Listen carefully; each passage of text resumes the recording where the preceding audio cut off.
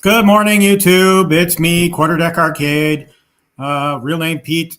It's Sunday morning, 10 a.m., and that's the usual time I go live. So it's, my gal's at work. I got the whole house to myself. I can make as much noise as I want, that kind of thing. So welcome to my little corner of the internet.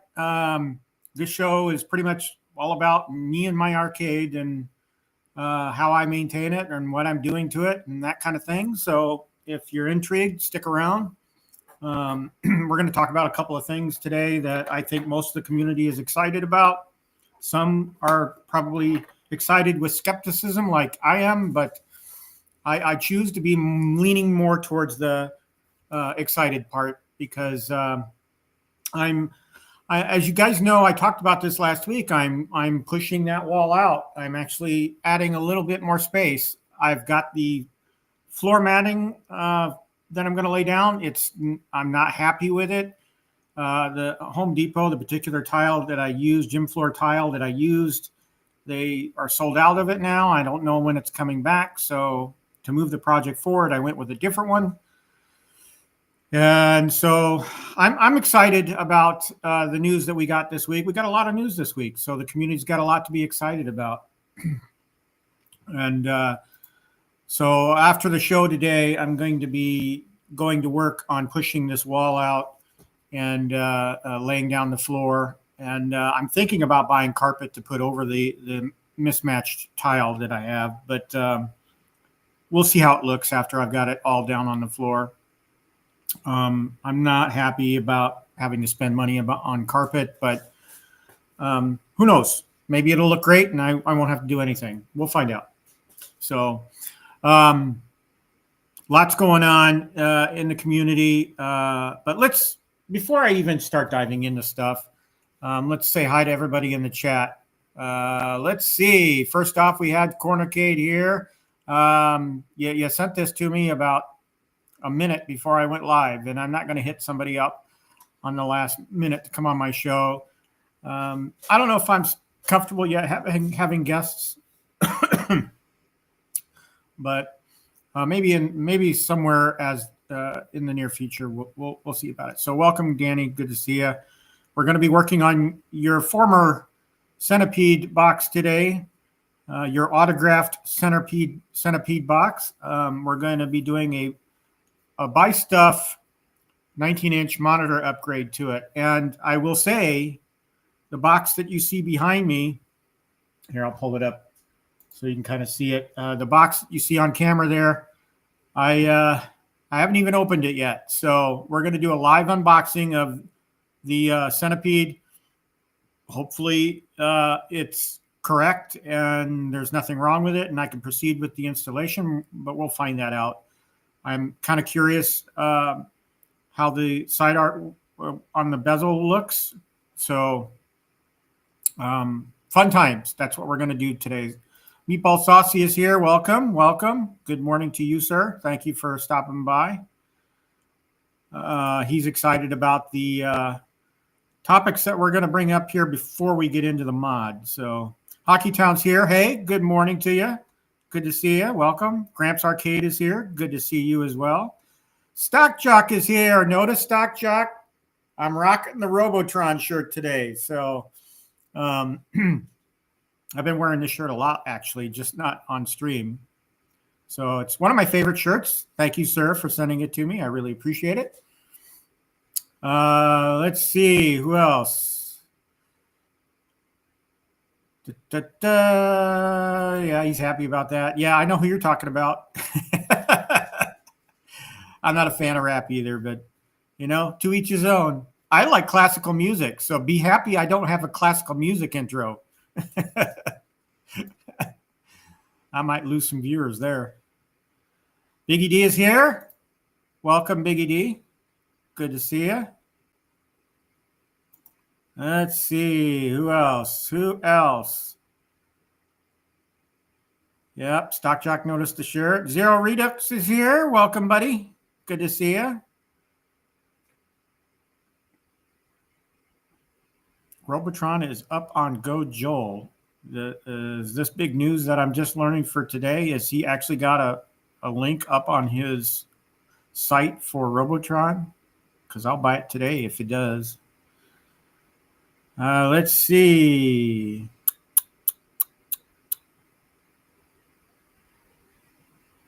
Oh, maybe I did miss something.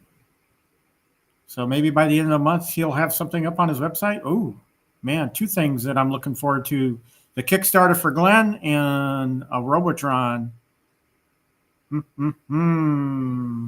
Mike of all trades is here. Moat with the video the other day.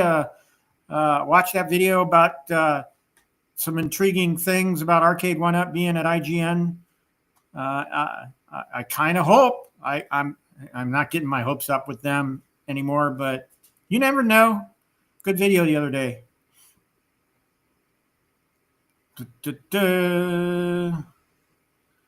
Prince Vinny is here. Good to see you, man. Welcome. PB and J is here.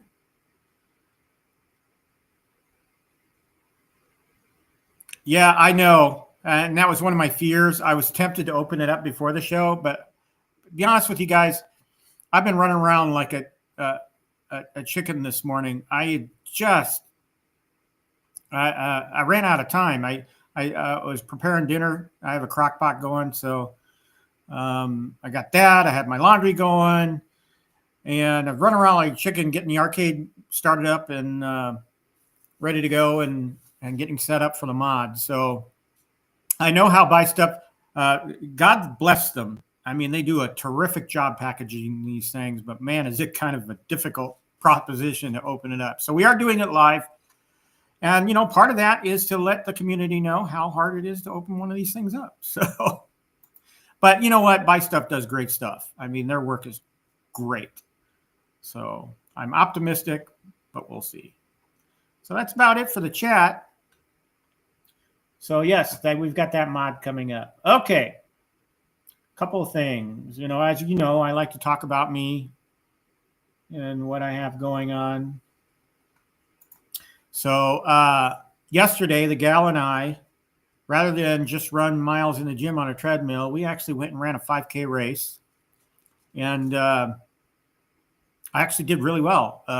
Not my fastest by any means, but all things considered, I think I did really well. And so here's some shots from that. I don't know how many. I know a lot of you are from the Wisconsin area, but those of you that are not, Oconomowoc is considered the home of Wizard of Oz because, there's two places I think that premiered the movie, but Oconomowoc is considered probably the home. And so in downtown, off of Main Street there, they have this little plaza of statues from the Wizard of Oz. And there's also a mayor sitting outside City Hall or standing outside City Hall. So Oconomowoc is kind of a good place. And every year they have a race called the Yellow Brick Road 5K. And I've run it a few times before. It's a fun race. It's a flat, fast race. So I typically do well at that race. And so yesterday, as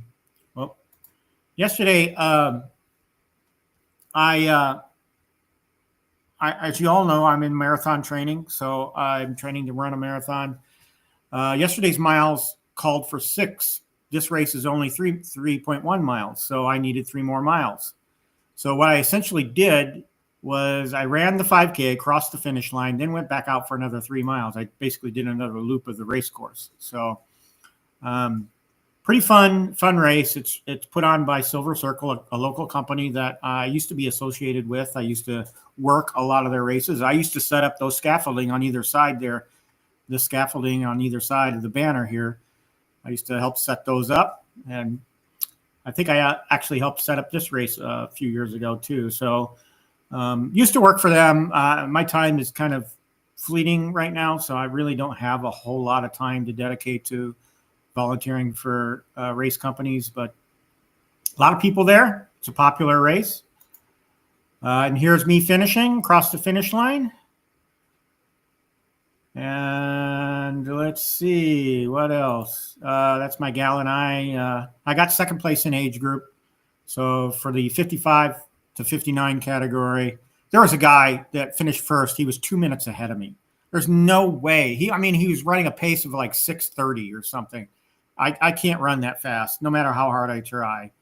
I might be able to do a mile in 6:30, but not 3 miles. And so I finished second. The guy in third was 2 minutes behind me, actually almost 3 minutes. So I was pretty comfortable and solid in second. There's me with the Tin Man afterwards. And that was my statistics, my time. So I was the second male in my age group of 8. So, and overall, I finished 50th of 405. So overall, a good race. I did really well, and I'm really happy with the results. So that's about me. That's, I know you guys are probably bored with me talking about me, but I like talking about me. So it's my show. I'll talk about me. I try to keep it short so I don't, drag the show on and you people get bored. All right. So let's talk about something else. Share screen. Share. Well, you've all seen this style of photo. I've taken many of them as the arcade has changed over the years. So this was last week. I took this, and you see this wall right here. I'm going to talk about the expansion now. This wall right here is moving back that way. So that should give me a lot more room to work with. And so we're gonna get to work on that after the show today. So hopefully the show won't run too long, but we'll see. I'm not going to stream it, but I was probably going to do one of those speed up videos that I did last week for part 1 of the expansion. Part 1 was cleaning up everything on that side of the basement so that I can actually do the expansion. Part 2 is actually going to be laying down the floor and moving this wall out. So,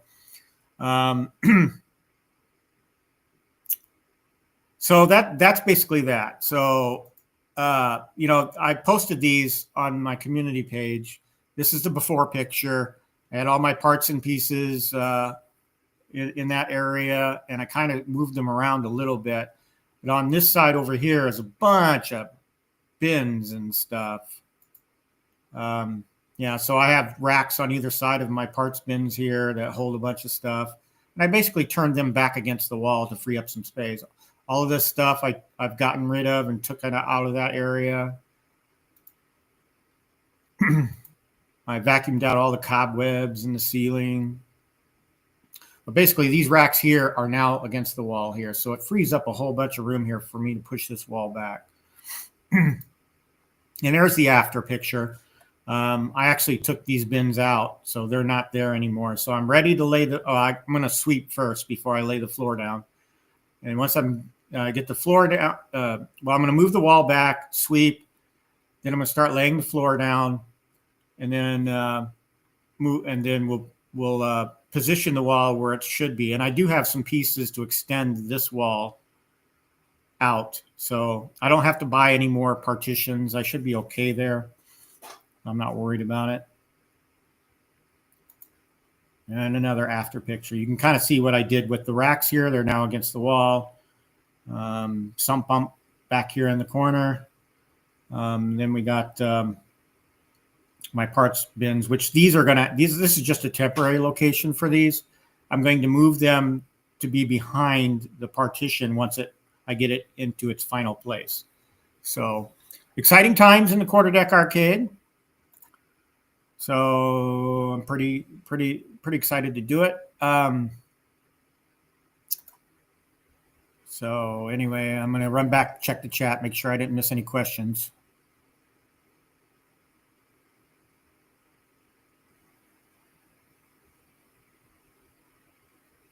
I'm sorry to hear that, Danny. I've had nothing but success with them, but my only question, I did see you comment about that. I don't remember where I saw it, but my question to that was, and I don't think this is true because you have blacklight curtains, but is it at any time exposed to direct sunlight or bright light? Because if that corner is, that might be affecting the monitor a little. I'm no monitor expert. I could be totally wrong on that, but that was my question. So, yes, Hockey Town. That's awesome. Good to hear. I thought you were asking me if I had space, and I will make room for that sucker. I don't care.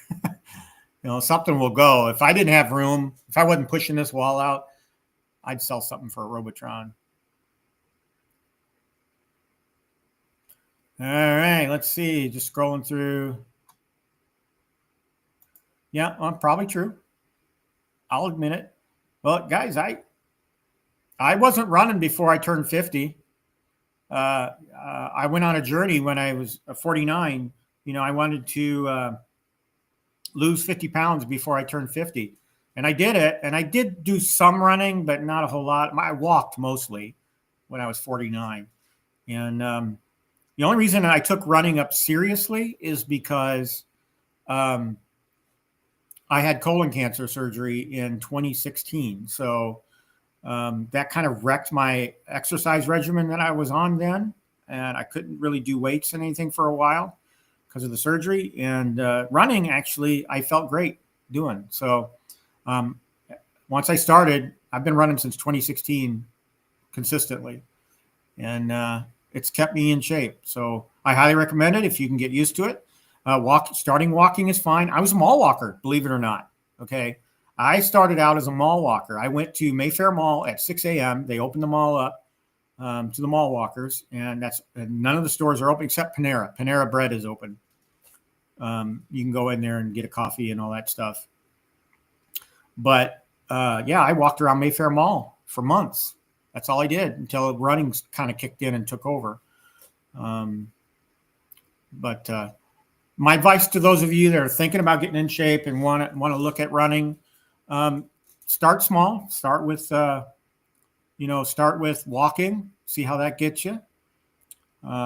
Take your headphones with you. Listen to some good music. And once you feel like you're ready to graduate to, just light jogging, just, start running around the block once or twice and move up from there. If you feel like you can run a mile, but don't push yourself. I mean, you don't need to run 5Ks. There's a program out there, a training program called Couch to 5K, and I highly recommend it to those that are just starting running. Couch to 5K, remember that. All right, enough talking about running. Ted Adam Green is here. Hey, Ted, good to see you. Let's see. That's cool. I have never thought about doing an Ironman. I think an Ironman would kill me. But that is cool.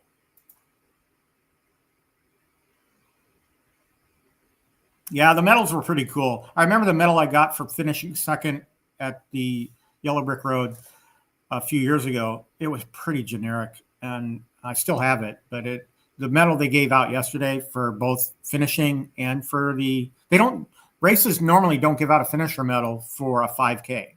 It's usually the halves that they give finisher medals for. But since this is a particularly themed race, they give a finisher medal, and then if you place in your age group, you get a different medal. Both medals were awesome yesterday. So,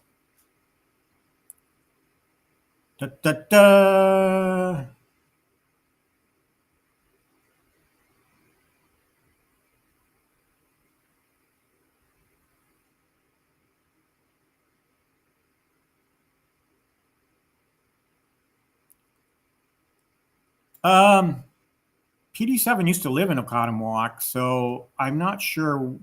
I don't think there's an arcade there. That main street is downtown Oconomowoc, and I can't place an arcade in Oconomowoc. I don't think there is one. There might be a retro store there.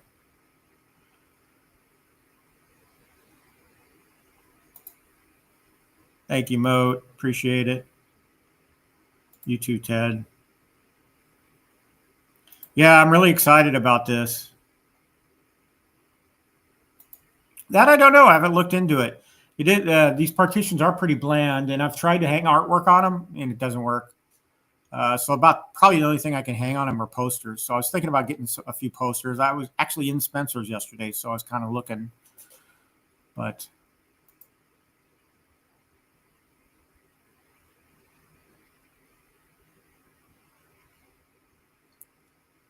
The Chicago Arcade guy is here. Welcome. Good to see you. What's up?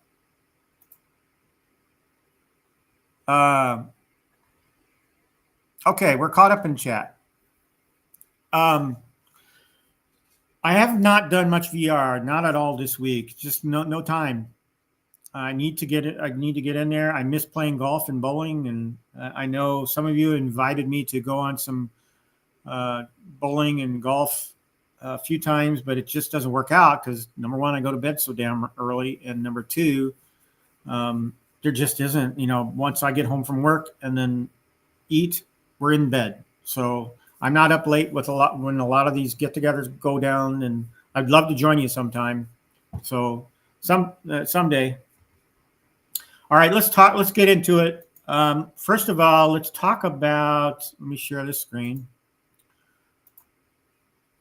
What everybody's talking about this week.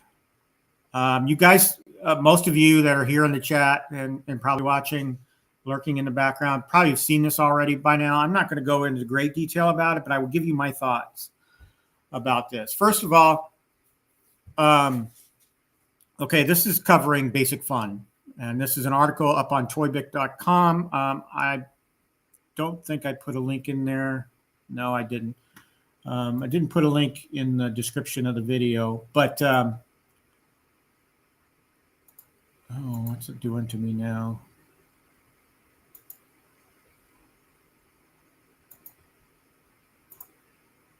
Did I just lose the changes? Yes, I did. I put a couple of links in there, and I lost the changes. I had some links in there, but there's a link in there to the Buy Stuff 19-inch monitor upgrades.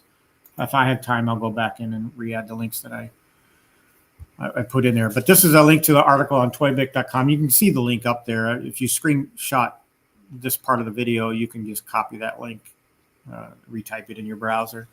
But so Basic Fun had an article up on toybook.com, or had an article done about it on toybook.com. And they're talking about, well, the big news that everybody's really excited about, I know Danny is the WrestleFest cabinet. And all the talk is centered around how it looks very similar to an Arcade1Up. And my speculation on that is they're probably using the same factories over in China that built arcade or put the Arcade1Ups together. So when you get these in the box, I'm sure it's probably going to be very similar in assembly to what Arcade1Up did. So I love the look at this cabinet. I'm not a WrestleFest fan. I have no nostalgia for it. But to be fair, I do like the look of it. So would I add it to my arcade? Maybe. If I don't have anything else I need or want to buy, then I might look into getting this. And which version would I go for? They have a couple. There's the Supreme version, which is kind of like Arcade1Up's XL. And then I think there's a premium version, which is kind of like the deluxe Arcade1Up. So the Supreme version has the coin door. The premium does not. So, and you guys can correct me if I'm getting these terms wrong. But so the photo looks pretty good. It doesn't look very tall to me. You've got a couple of guys here crouching to play this game. So I'm guessing they're probably same height as Arcade1Ups. So we'll see.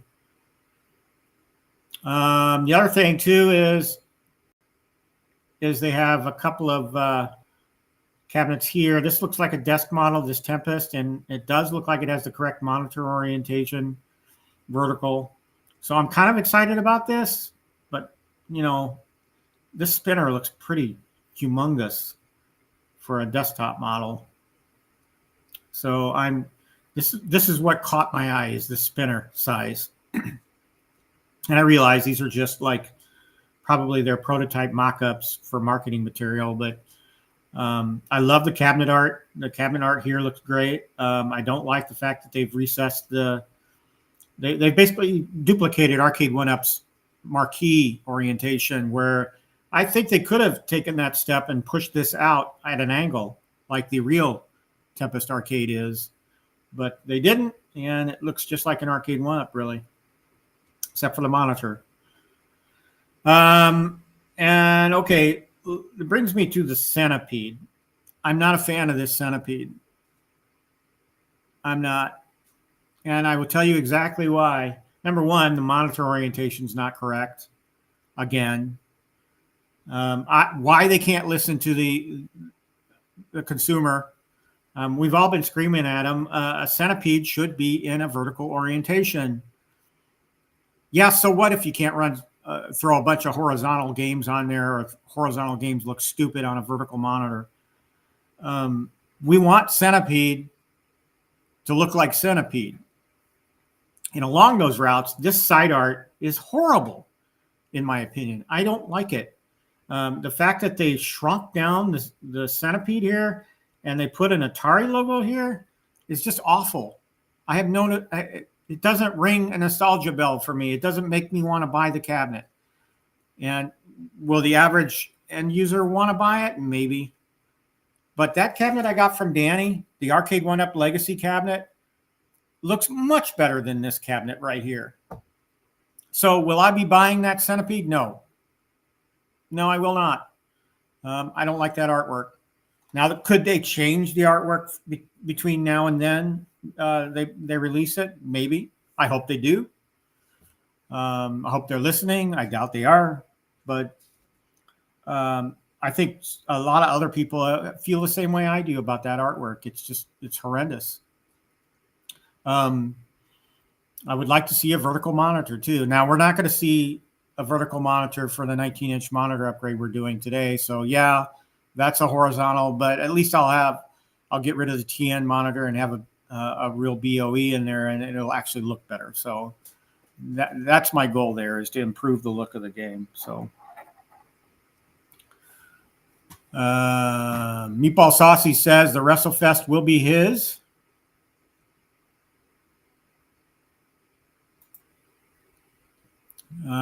Let's see.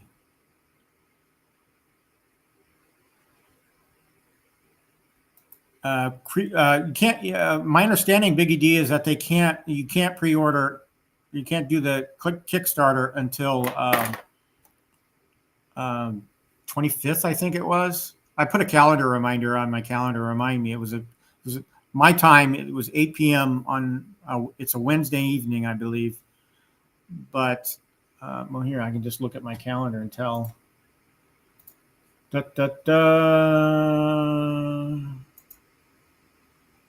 don't have my calendar up. And we'll get to Glenn to talk about Glenn's stuff here in a minute.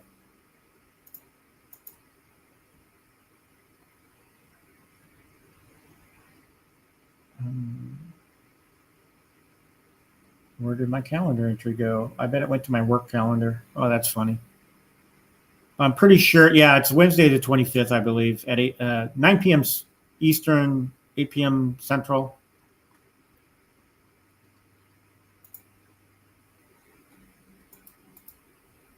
All right. But yeah, I'm not a fan of the Centipede artwork. Well, let's see. Yeah, I agree, Meatball Saucy.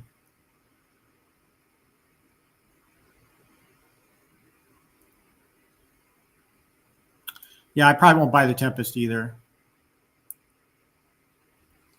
just based on that humongous spinner.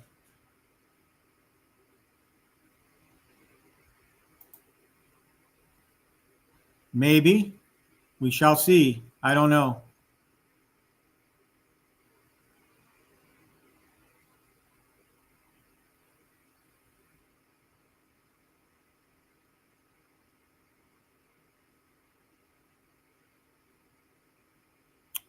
Okay, just scrolling through the comments here. Don't mind me.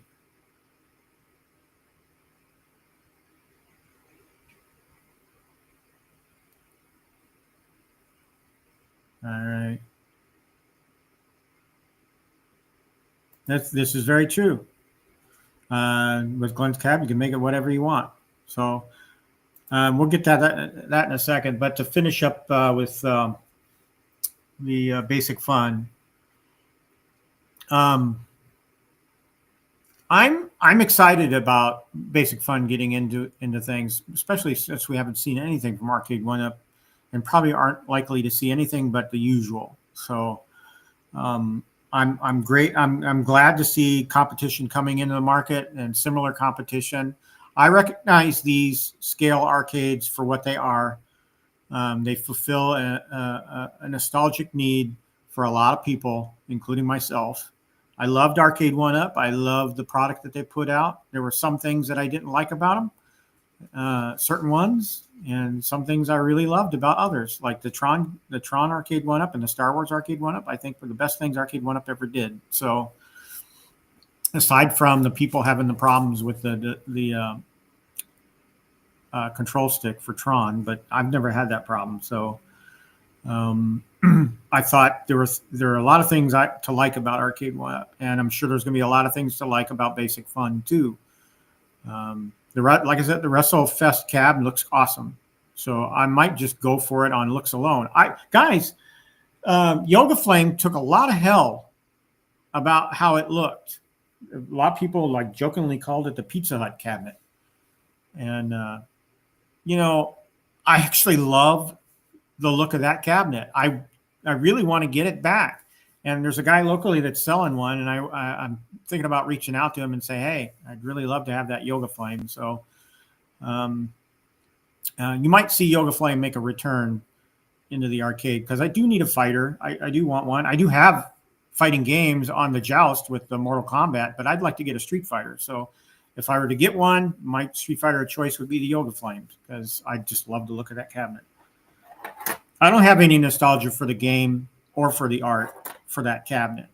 So for me, for that particular game, it becomes the decision of, does that cabinet look great? And in my mind, it does. I know of one other person that loves the look of that Yoga Flame cabinet as well. I was sad when you guys know, I went through a period in 2024 where I had to sell a lot of my cabinets, and I really did not want to let Yoga Flame go. I thought it was one of Arcade1Up's best cabinets. So had to be done though. So I don't have all the specifics about these cabinets. I'm sure people have dug in more information out. A lot of people have done videos on the WrestleFest cabinet. I know Danny did. And so many others have chimed in on this. Like I said, I've always said I'm not a news channel, but I just like to talk about it. And if you guys have something you want to express, you can, and we'll talk about it. I'm excited. We'll see. So that's that. Let's move on over to the Build-A-Cade Kickstarter. Let me go back to the top here. All right. So first of all, if you haven't seen Glenn's video, I'm going to put the link in the chat, because I was going to put it in the description, but I'll put it in the chat here. This is Glenn's video link right here. I agree with you wholeheartedly, B. Kirby. I think it was. So if you haven't watched Glenn's video, give it a watch later. And but he let it be known that his Kickstarter will be going live. I've already saved it, but this part right here will say notify me if you haven't signed up for his Kickstarter information, and I've already hit it, so it says saved, and should be getting notification as the time comes. But you can see 193 followers already to the Kickstarter. And those of you that haven't done this, make sure you, here, I'll put the link to the Kickstarter out in the chat as well. That was also going to go in my description. I'll put these two links in the description later. So there's the Kickstarter link. So if you haven't hit the notify me button yet, by all means do. This number will go up. And that also is kind of an indicator to Glenn how much interest he has early on. But just some of the details, just scrolling through here. So he gives a little intro and the dimensions. So you've got a 68-inch tall cabinet. This basically looks like his 1/6 scale Build-A-Cade, basically. 23.7 inches deep, 24 inches wide. It has a great control panel in it, the ultimate control panel. Commercial coin door. And storage compartments. And then the auto screen rotation, the 19-inch auto screen rotation. And guys, let me know in the chat, which do you prefer, the 26-inch monitor or the 19-inch monitor? I'm going to give you my thoughts here after we get through this information.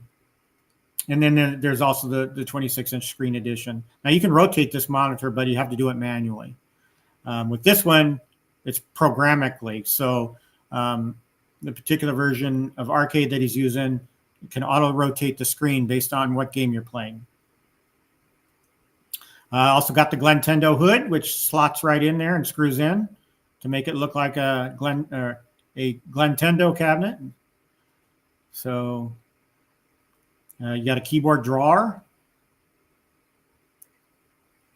So, and these are some of the features he touches on, which I've already mentioned. The automatic screen rotation for the 19-inch monitor. It's got his Viper Venom SBC in it. Got the Arcade OS. And he's got his gateway restrictor in the control panel. So you've got your 4 to 8-way automatic restrictor switcher, which I have one, but it's currently not in a cabinet right now. But it works great. He touches on the fact that the control panels are a swappable design. He talks about that in the video too. So if you go out and visit that video link, you'll see.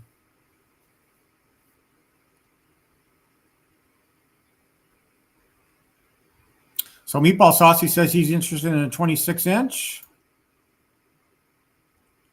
B. Kirby says the 19-inch. Biggie D's also the 19-inch. And Hockey Town's in for the 19-inch. Awesome. Awesome feedback. So yeah, you're going to have some controller options here if you want. So let's get to the pricing. This is where it gets kind of interesting. All right. So he's offering a super early bird pack. Okay. And I believe there's only 100 allocated to these. So on both price points. So I could have that wrong. It could be 50-50 or it could be 100 per each category. But for the 19-inch rotating screen, you can get that in a if your order gets in quick enough, you can get it for $999. And guys, here's the good part. You also get one of his 1/6 scale Build-A-Cades. He's throwing that in for $999 and the 19-inch rotating full-size edition. So awesome that he's tossing in. And I kind of wonder if he did this just to thank everybody for being patient, for the delays. 100 for each. Okay, thank you, Hockey Town.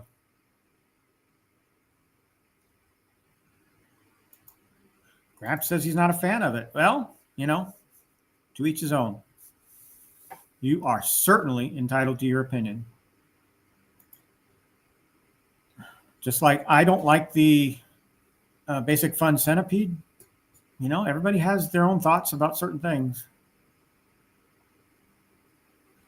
So, yeah. He's throwing this in, guys. And not only on these super early bird packs, but as we dive down deeper and show the other price points packages, he's throwing it in there too. So $9.99 gets you the 19-inch rotating screen. For just about $200 more for the 26-inch screen edition, he's also throwing in the Build-A-Cade, the 1/6 scale Build-A-Cade. That's awesome, in my opinion. I love those 1/6 scale Build-A-Cades too. They're fun little projects. I'm still having a problem with my Frogger. After the show last week, I encountered some difficulty. It's still got power. Now I got new issues. I think my SD card got corrupted. So I'm going to take it apart and work with it. But I'm not going to do that on air. I'll take care of it. So $9.99 for the 19-inch rotating screen and $1,200 for the 26-inch screen. That's for the super early bird pack. So, once he sells 100 of them in each category, you're going to move down to the early bird pack. So if let's say you're the 101st or 102nd order for a 19-inch, you're going to be paying $1,200. So basically saving $200. If you can get your order in super early, you're saving $200 there. And again, free 1/6 scale Build-A-Cade for the early bird pack 19-inch.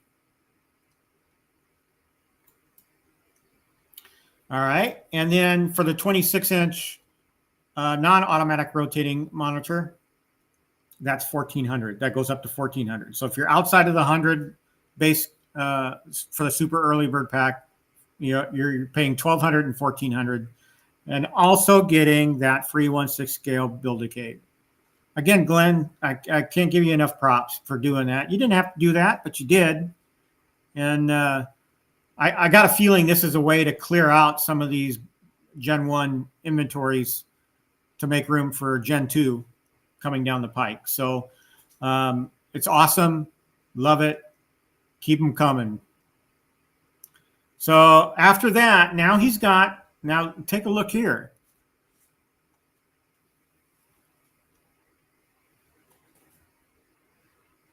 Hockeytown, he does. That's what you're asking this. This does not come with the Glintendo hood.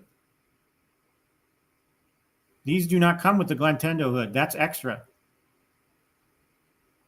So if you get in on the super early bird, or if you buy the early bird pack, these versions do not come with the Glintendo hood.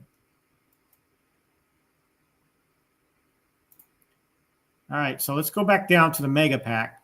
So for $17.99 for the 19-inch rotating screen, here's what you get. You get the Glintendo hood. You get all of the control panels that he'll have available. And you're also getting that 1/6 scale Build-A-Cade. You can kind of can't see it underneath, but he does say limited quantities in this category. So I don't know what that word is. Oh, at this price, limited quantities.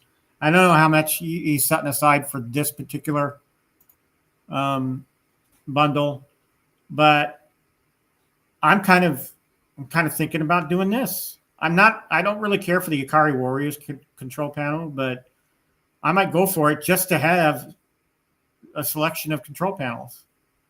And then, so that's for $17.99. So for the 26-inch monitor version, $19.99, and then you get all the control panels, the Glintendo hood, and the additional 1/6 scale arcade. Now, when I mention you get a 1/6 scale arcade, you obviously have to bring your own SPC. So either a Pi or Glenn's Viper board, one of the two. So you're just getting the kit.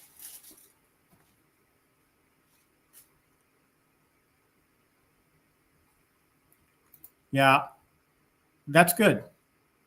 I agree with that. And I'll tell you that this leads in what you say here. It leads into what I'm going to tell you I believe I'm going to do. That might change between now and the 25th, but we'll find out here shortly. All right, so $17.99, $19.99. All right. Then we get to the Super Mega Cabinet for 2-pack. And So what he's offering here is a package that gets you one 19-inch automatic rotating screen version and one 26-inch non-rotating or non-automatic rotating screen. For $2,200, you get both versions, and he's sending one Glintendo hood. I'm also thinking about going for this package. Just to let you know what I think I'm going to do, I may go for this package just to get both versions. And the Glintendo hood I will use for the 19-inch rotating screen version. And then I'll leave the 26-inch in its stock configuration. And then, you know, if I buy this, I'm thinking about just throwing in the control panels that I want. I'll leave out the Ikari Warriors one. He gives prices on the individual control panels.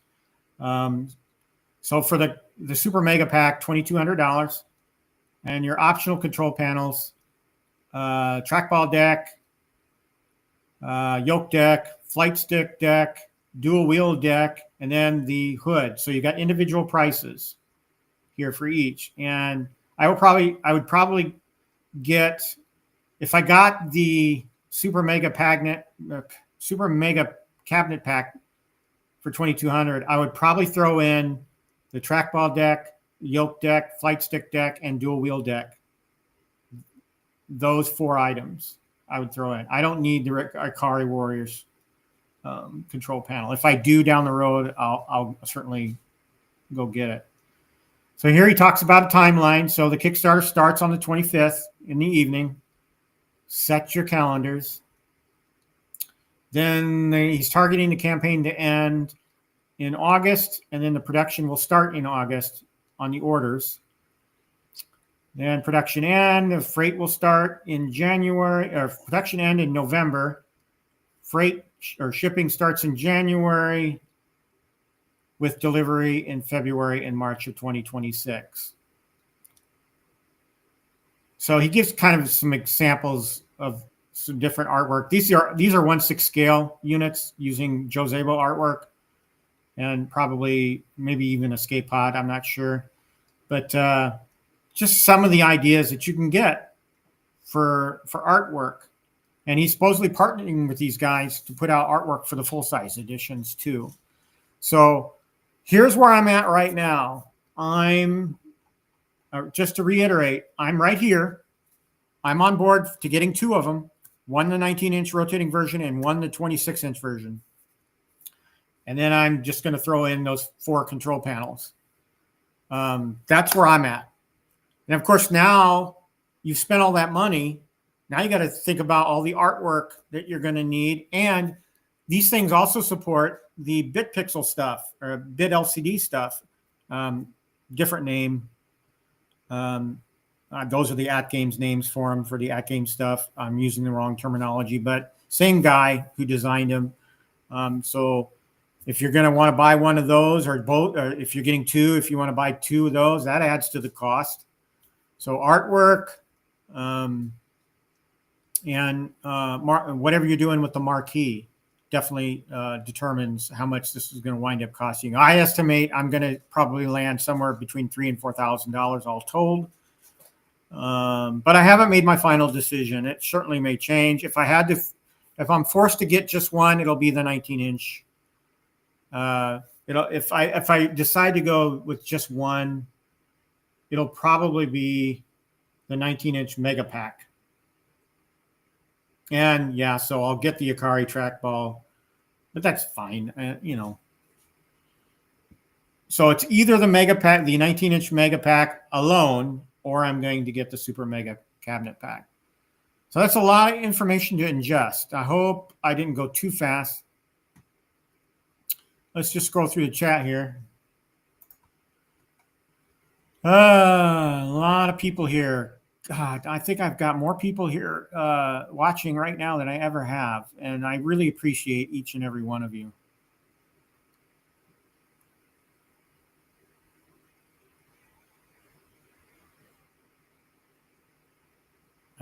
Ted's thrilled for those that are getting it. Yeah. Yeah, and I will probably turn it into content too. It's one of the reasons I think I want to, but we'll see. I'll look at my budget and see if it's something I want to do.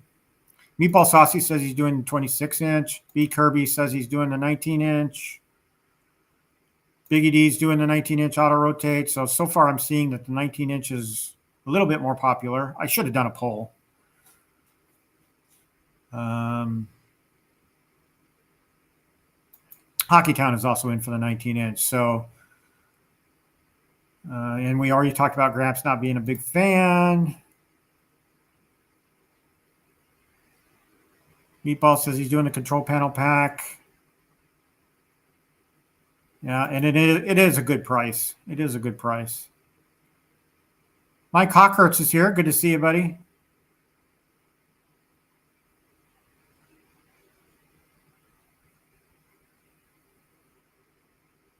Oh, I see your reasoning, Gramps. I really do. Yeah. I still have it in my head to buy a Gorf, a real arcade version of a Gorf, and still on my radar. There is one in Oswego, Illinois that I've been looking at, and Danny wants me to go down and get it, rent the truck and go down and get it, but I don't know if I'm at that point yet or not. One of the reasons why I'm expanding the arcade.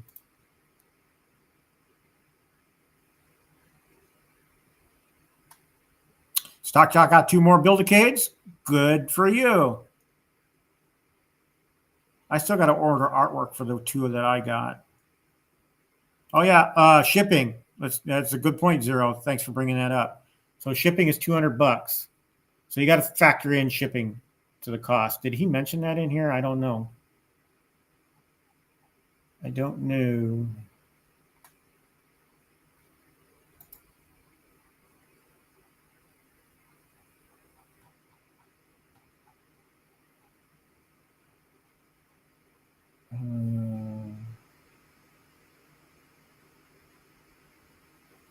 Doesn't talk about here in the special notice. He might have talked about it in his video, but I didn't catch it. But good catch there, Zero. Thank you.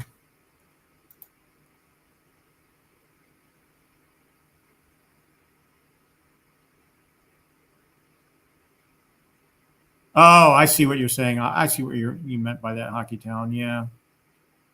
As part of the bundle. You really didn't care for it.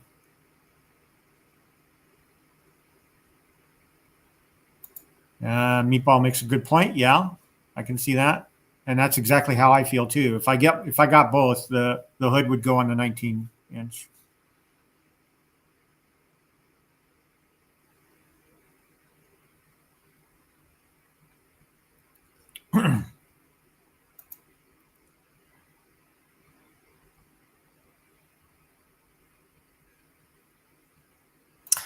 That's another option too. G.I. Joe's cabinet that he's got coming. I'm interested in that too, so I might just get that in addition to what I'm getting from Glenn as a project cab.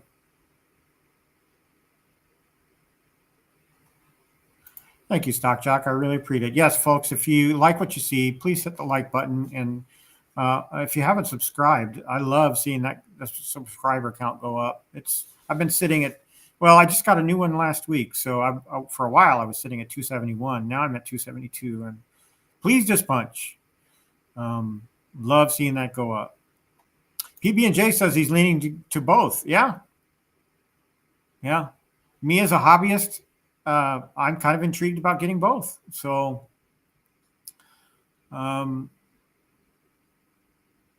we'll see.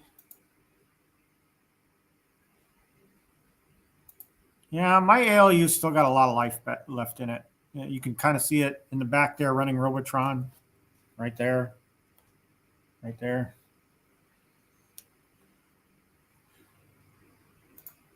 Yeah, free Build-A-Cades, man. So he's giving you a free Build-A-Cade. I didn't look at the Mega. I don't think he's given a Build-A-Cade for... Yeah, I don't see the Build-A-Cade being given here, but I bet you he throws one in anyway for the Super Mega cabinet for 2-pack. I mean, why wouldn't you? You're doing it for every other option. You know, and somebody says, I'm going to commit to buying 2 of these. Do you get 2 of them? That's a question for Glenn. I would ask him, hey, for this super mega cabinet, if I buy 2 of them, all right, am I going to get 2 Build-A-Cades out of it? 1/6 scale? That'd be awesome. I think I'll ask Glenn that.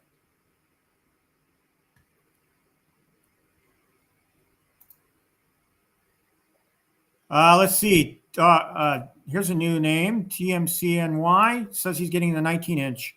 Yeah, another one. That one looks like the most popular option amongst at least my viewers. Goofyfoot is here. Good to see you, buddy. And he says 19-inch with all the extras.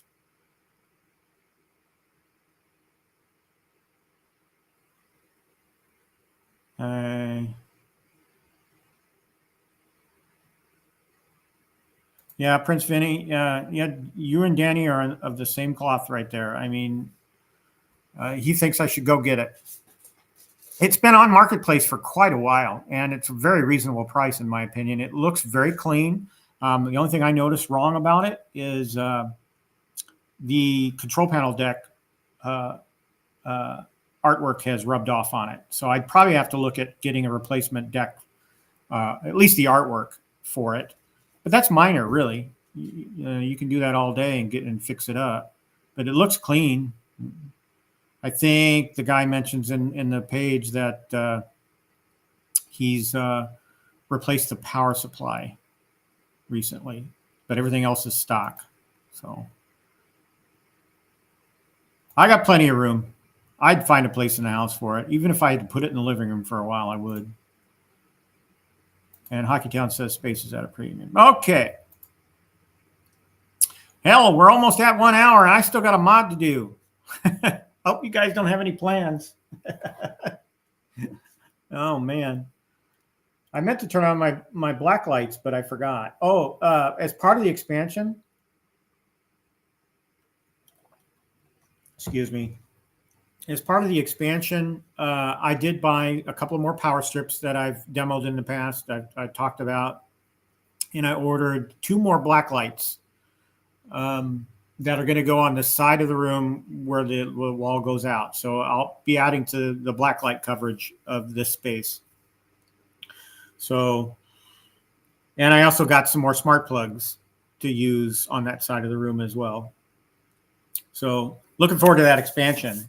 So to summarize, for both Basic Fun and Glenn, I'm excited. I'm really excited about Glenn's stuff. I am also I didn't talk about G.I. Joe a lot, but I am excited for what he's coming out with. So to be honest with you guys, full disclosure, I've not bought anything from Joel yet. And I feel bad about that because I love the guy's work. I think he does great work for the community. And so when that cabinet becomes available, even if he comes out with a Robotron version of it, I'm on board. It'll be a day one purchase for me. So we'll watch what comes from G.I. Joe, and we'll talk about it here too when we know more. But Basic Fun, I'm excited about them, but I'm most excited about Glenn right now. He's a great guy. He's helped me out on a couple of occasions, and I want to see him succeed. And he does great things for the community as well. So Glenn, shout out to you. I know you've worked hard on this. I know the tariffs threw you a curveball, but I totally appreciate everything you're doing for the community, and keep it up, man.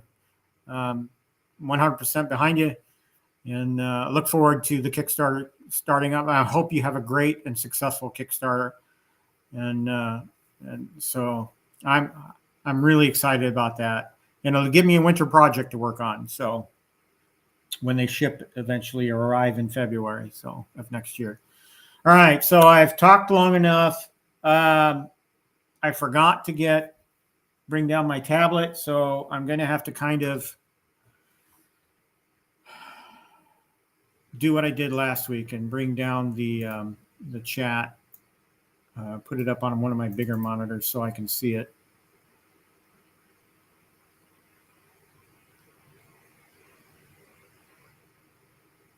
PB&J says he's staining his deck while he watches. Awesome. I do that a lot too. A lot of times when I watch content, it's in the gym while I'm working out. So that's this morning I was watching the latest episode of Super Game Room Dudes. All right, let's get to it. Turn on the house lights. I did not set up production lighting, so sorry about that in advance. I have limited space here to work. Another reason why I'm expanding, so I can free up more room if I'm doing mods and other projects. Oh, let's put on the DJI mic. I feel like Mr. Rogers. I'm changing into my sweater and putting on my tennis shoes. Oh, come on.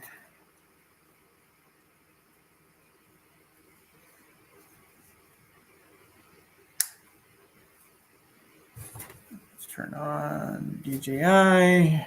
Let's go to our audio sources and switch over. Testing 1, 2, 3. I think I'm live because the thing says it's working. All right. This is live now, folks, so if things go south, and they often do on my streams, as you've seen.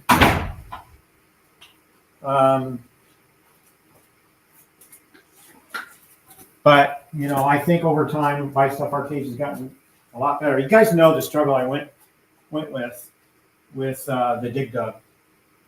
It had the wrong orientation, and it didn't line up with the Arcade1Up holes, and so I had to MacGyver it into place. And all in all, it was, when all was said and done, the monitor looks great on the Dig Dug. I'm very happy with it. But what we have here is a 19-inch monitor replacement for the Centipede, and I've already done some pre-work here. I've taken the Centipede off. I've removed the panel, removed the control panel, taken out the screws for one side of the monitor. Did some preliminary work so we could kind of speed things up here.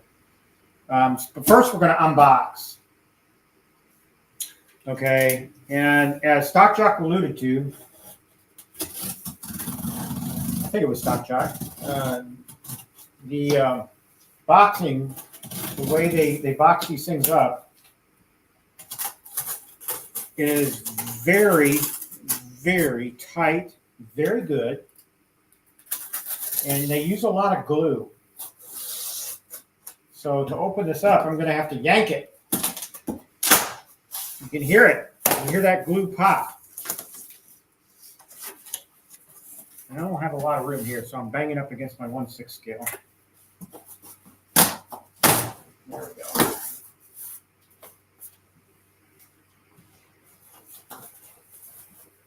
See, we got more glue here. I may have to get something to pry this with.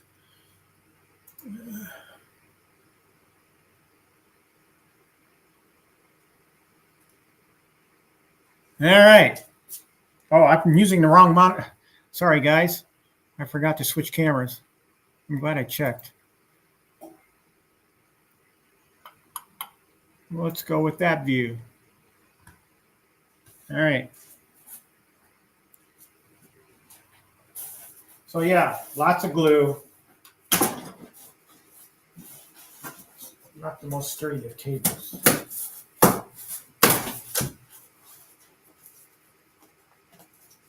You've got to pry up one end with your fingers and pull. There we go. All right.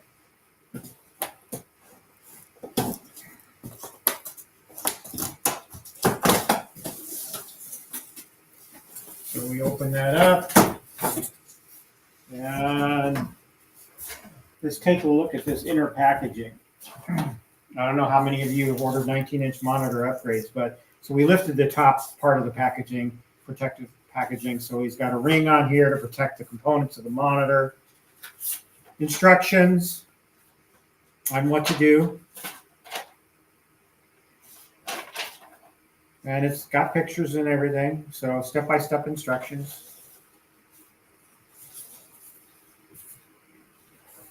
And one of the nice things I'll point out on camera here is they engrave. I'm guessing this is a model or a part number, and then, oh shit. This might be the wrong. No, it should work. It says Gen 1 SF Joust F and F. That's what they used. But they engrave on here what this piece was designed for. We're hoping it fits in the Centipede. This is a Centipede. I ordered it as a Centipede, but we shall see. Set that over there temporarily. No, that's not good. That's precarious. I like precarious because things can go wrong. But so here's the, I mean, it's the monitor is set in this protective cardboard. So we're done with this. But you see how good the packaging is. Now let's get the other piece here. So we're done with the box.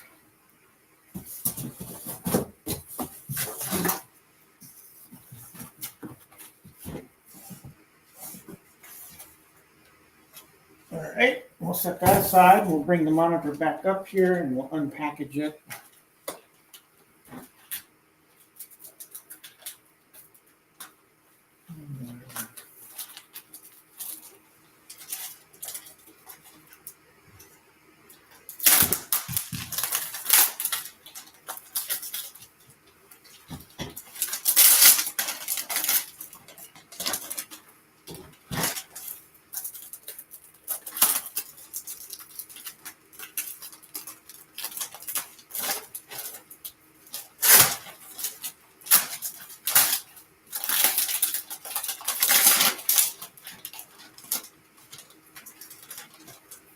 And looking for the opening here, there it is.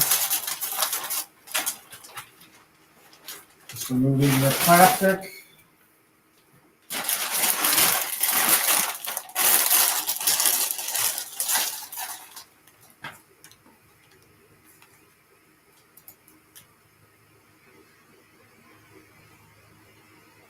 Maybe, Danny, maybe. Hope my gal's not watching. She's at work. I bought something yesterday that kind of prevents me making any major purchases for a little bit till the Kickstarter at least. So I think Gorf is going to have to wait a little longer. I basically added to my camera equipment, so that's coming today actually. So all right. So what we have here. We have our monitor cable. They've got some adhesive strips here for the PCB, so you can mount the PCB. And then you've got your board here. I forget what the name of this board is, but this is the board that supplies power to the backlight on the monitor. So you've got this you got your connector for the backlight of the monitor connecting to this board. I forget the name of this board. Shoot, so much for the prep. But this is going to connect to your PCB. So I'm not putting in a HDMI conversion on this. There's no need for me. I just need to bring the PCB over here so that and then connect the cable. So that's the backside. So this is interesting because what I just noticed, this isn't your standard BOE monitor. This is a different monitor. So this monitor is an EV19 OEOM-N10. And the interesting thing, folks, it says made in Canada right here. So this is different than the past, I think, in some of the monitors that we've gotten. This might be BuyStuff's way of circumventing the tariff situation. Obviously parts coming from China are going to cost them more, so they've found a source in Canada to make them monitors. Let's hope that this monitor is a suitable replacement for the one that Arcade1Up gave us. That's kind of giving me pause. All right, let's look at, there's a little lip here too on the bottom. Now that's probably not going to be visible on the cabinet once I get it mounted.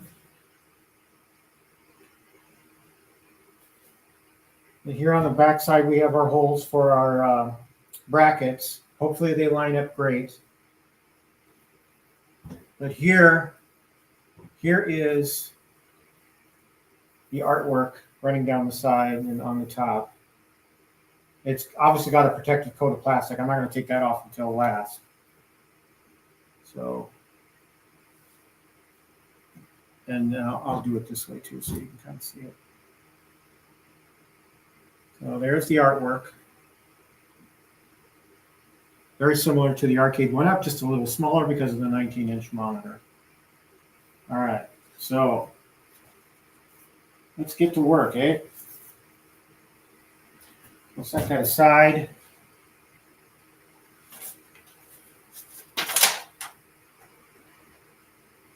All right, so the instruction sheet starts, step one is to remove the current PCB, but we're not at that point yet. We need to get the original monitor out. So let's do that. Let's push this back a little bit so I have a little room to maneuver.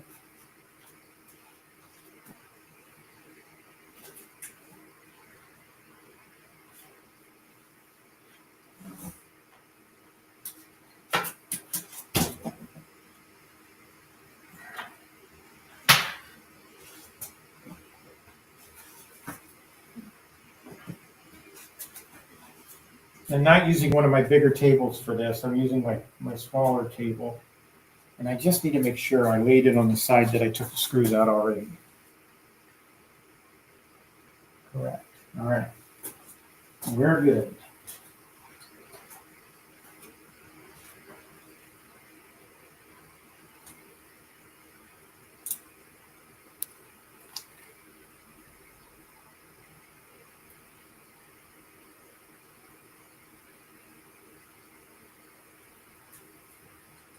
Just checking the chat real quick.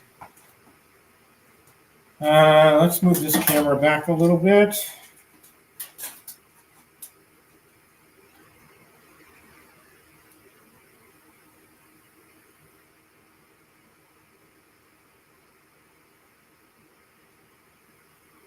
All right. So, I talked about the basic fun artwork compared to Arcade1Up's. Arcade1Up's artwork for the Centipede cabinet was just gorgeous, okay? Just look at it. What Basic Fun is doing based on their marketing material is shrinking this down and just slapping on an Atari logo here. That's ugly as sin. And I have zero nostalgia for that. So I hope they listen and I hope they change it. So we're going to take the side panel off here.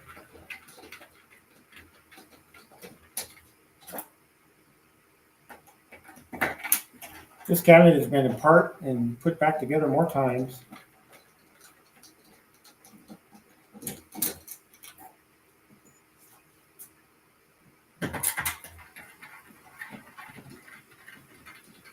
Danny was gracious enough when I bought it from him to take it apart for me so I could fit it in my Jeep.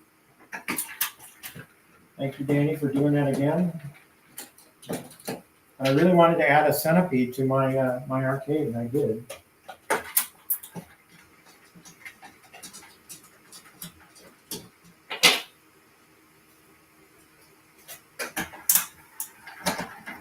And I use a screwdriver. I don't use a drill.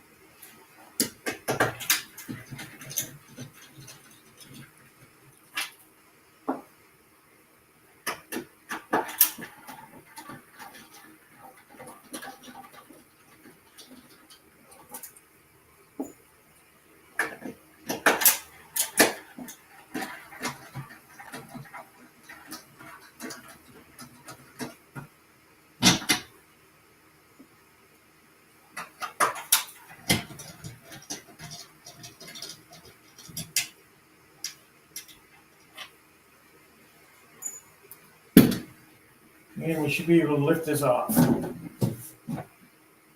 Just want to make sure I don't have any dowels hanging.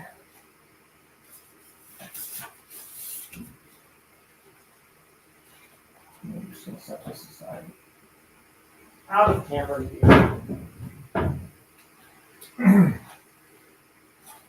All right.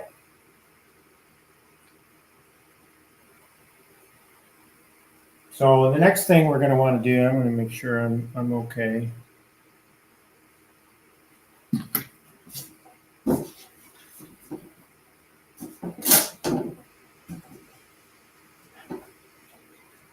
Viewing angle here. Okay, I don't know how good you guys can see, but we're going to pull the monitor out, but we first have to unscrew the brackets.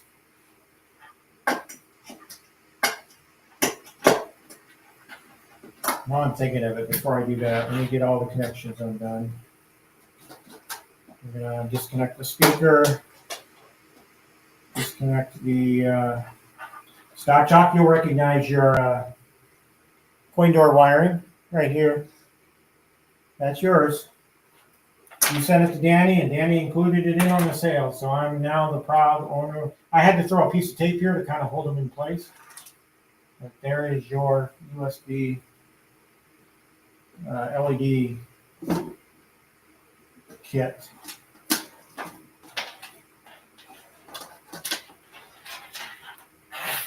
Okay, so we're disconnected. Now we can disconnect or unscrew the monitor.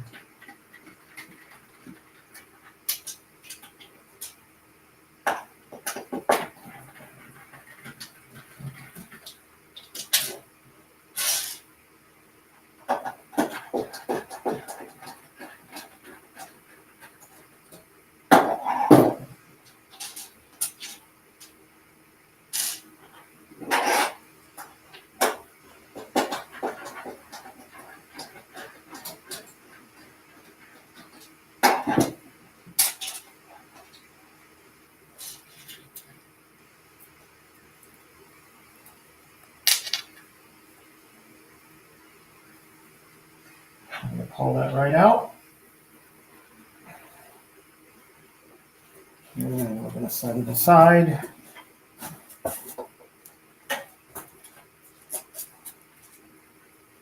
going to do a comparison here in a second to see if the holes line up, but I'm just gathering my screws.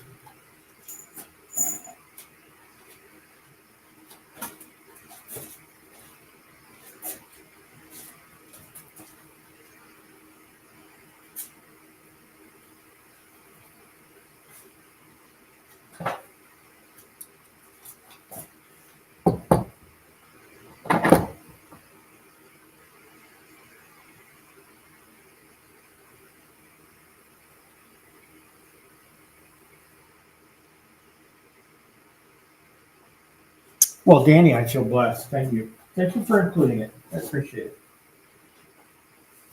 So I'm going to take this off the table. And again, I have very little space to work with. You know what? I need to set up another table outside of the arcade so I have some place to set this cabinet temporarily.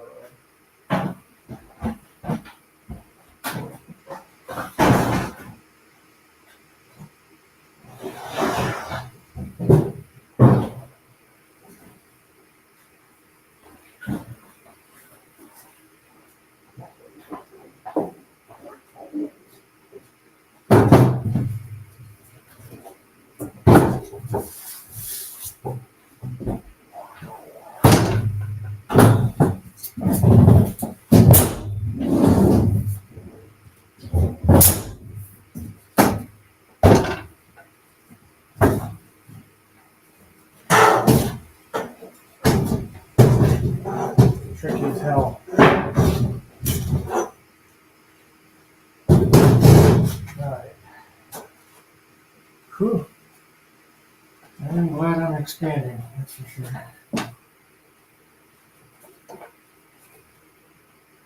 Alright, we're getting the cabinet out of the way. out of camera view so I can work with the monitors because we have to do some transferring here.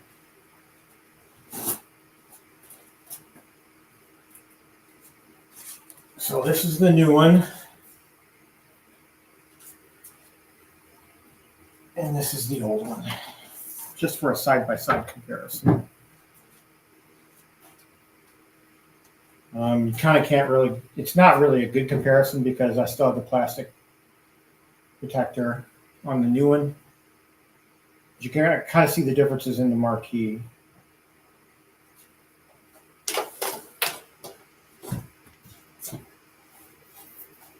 All right, so let's take a look at these things side by side. Bring this back a little bit.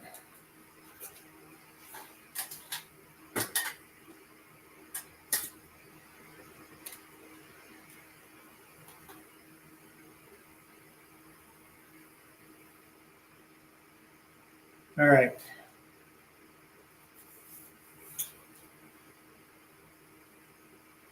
Okay, I'm optimistic because I'm looking at the holes that they've pre-drilled for the I'm looking at the holes they pre-drilled and they line up pretty good. So what we're going to do is we're going to transfer the PCB over here. We're also going to transfer the, they didn't drill holes for this. So, oh, they did. They actually, guys, they actually drilled holes for the wireless right here. That's cool. Hi stuff, man. Thank you so much. You made it a lot easier. So this should be just a swap of all the components we need. So let's get the instruction manual over here. We're going to follow the instruction manual.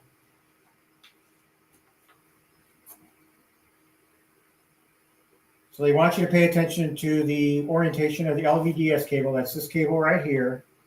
And know where the red is. Note where the red wires are so you can orientate the cable correctly on the PCB. So let's I'm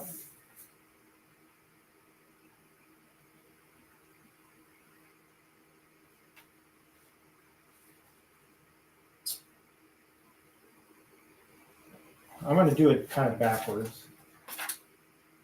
I'm going to move the brackets. It's not really a step in here. Well, that's, I guess you can call that step 6.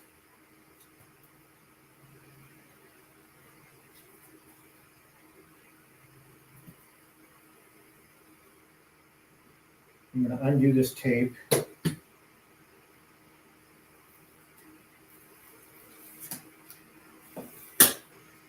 Just to free up this cable and the grounded cable.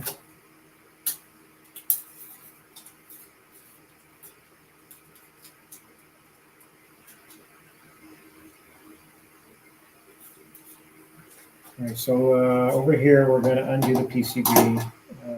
I'm going to need my small screwdriver kit to get the PCB off.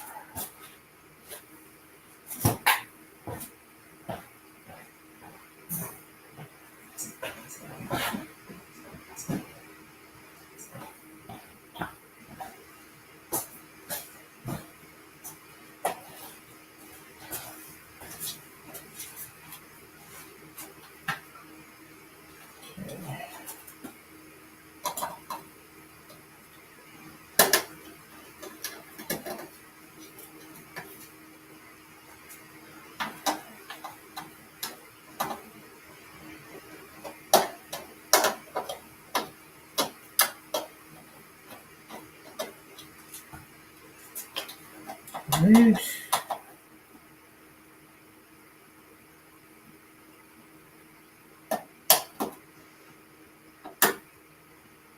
So we're taking the PCB cover off.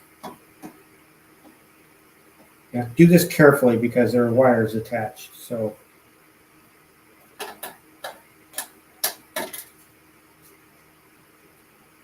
this is your game right here in this little area. Most of you already know that, but those that don't, this is the brains of your game right here.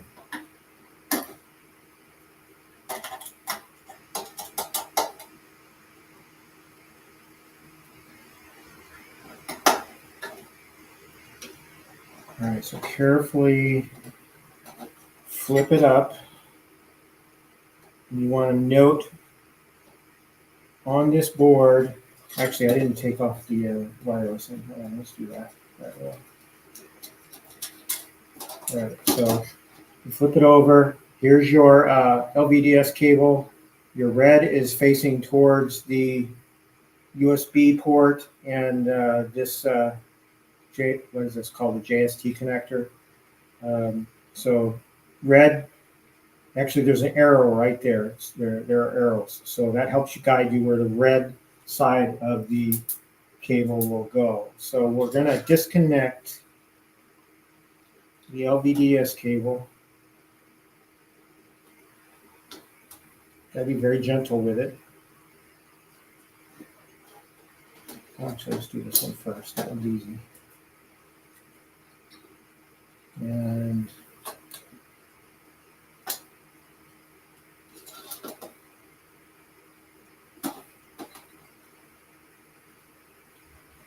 what's in there?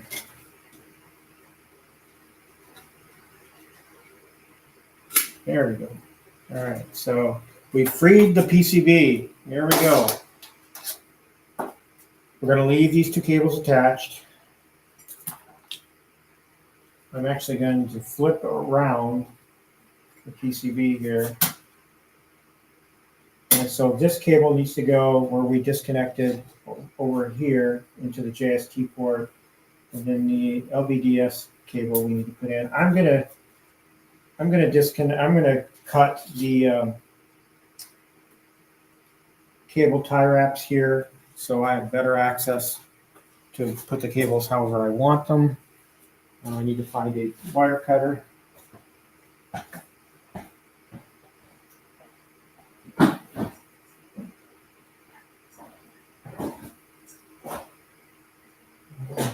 Small wire cutter.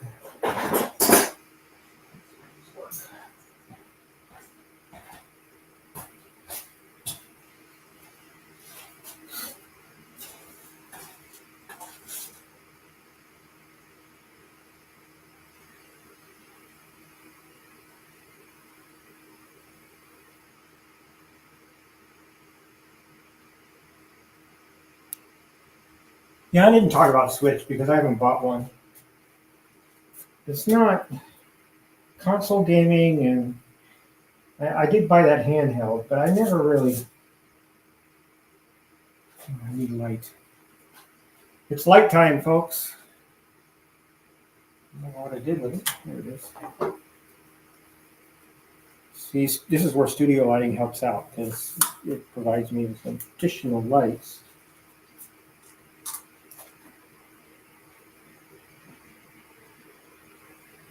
And it's so tight here that I'm really worried about cutting the cable.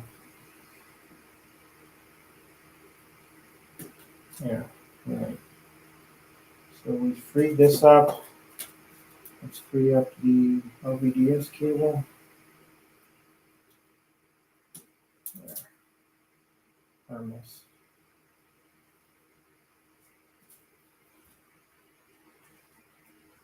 Okay, so what they want you to do is they want you to peel the backing off of here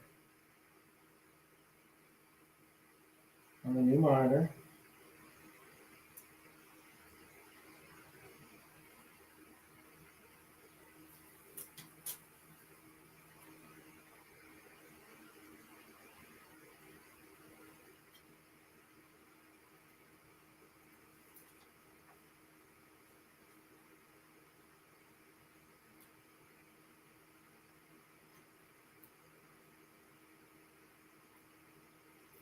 All right.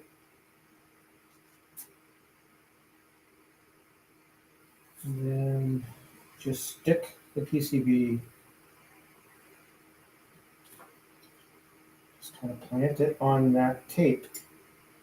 So now you've got airflow here now. I mean, there wasn't ever a danger of centipedes overheating anyway, but still, reversing your PCB does afford some cooling benefits by doing that. And a lot of times people recommend you do that with the pinballs.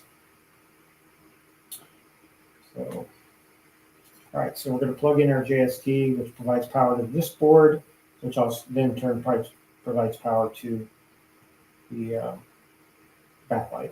So that goes in this port right here.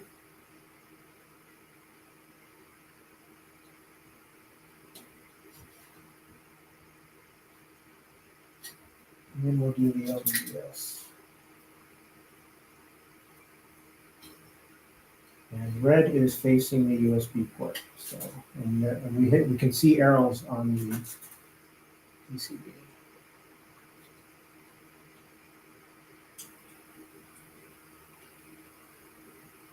I can't put this cable on. All right, cable is on. Now let's see. Take note of the orientation. We did that. Peel the double-sided tape. We did that. That's step 2. Plug the cables into place. Ensure the red wires are orientated. Yes, we did that. Red wires always go into pin 1. Attach the grounding cable by removing one of the PCB screws and screwing the cable back in. All right, so we're going to do it just as it's shown in the diagram. We're going to do the lower right.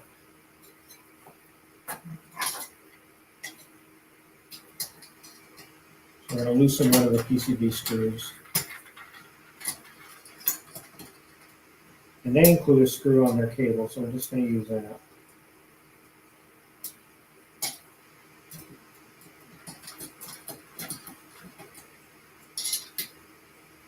I can get it out. There.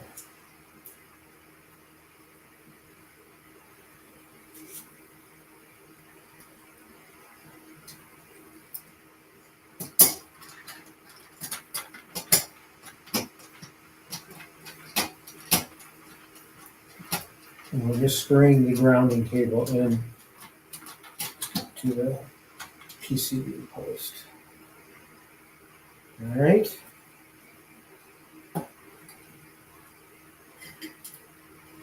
I don't want these sharp edges here with this wire just kind of floating around in there, but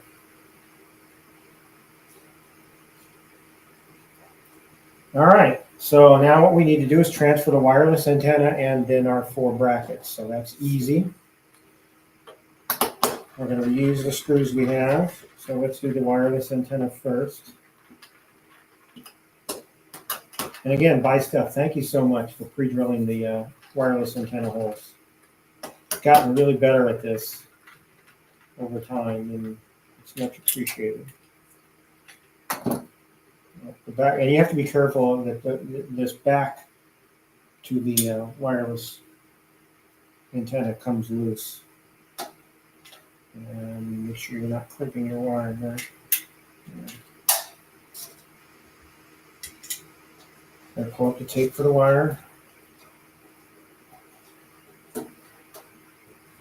And then, guys, I'm not seeing the chat totally. I kind of glance over it. I keep forgetting to bring my tablet downstairs. I use that tablet in my workouts. So we don't want to go that way. So we're going to go this way. That's how screws were pre-drilled.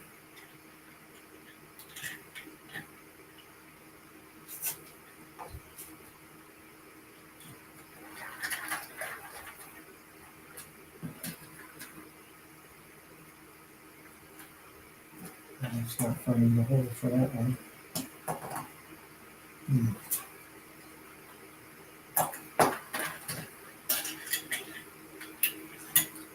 Let's do that one first. Let's see what happens.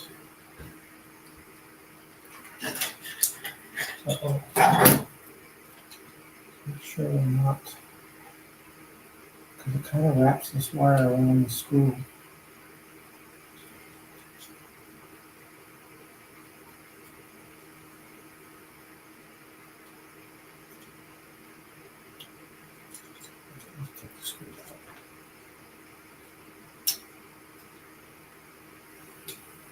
Why they do things the way they do, but they do. Arcade1Up.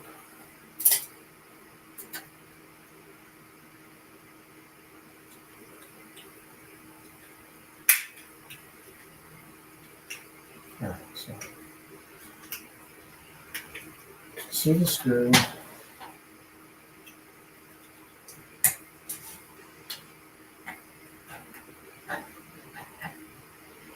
Can't get it in much though. There it is. All right.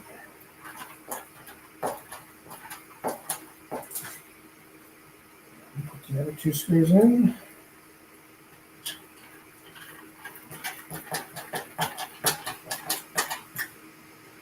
You don't have to over tighten them, just get them secure.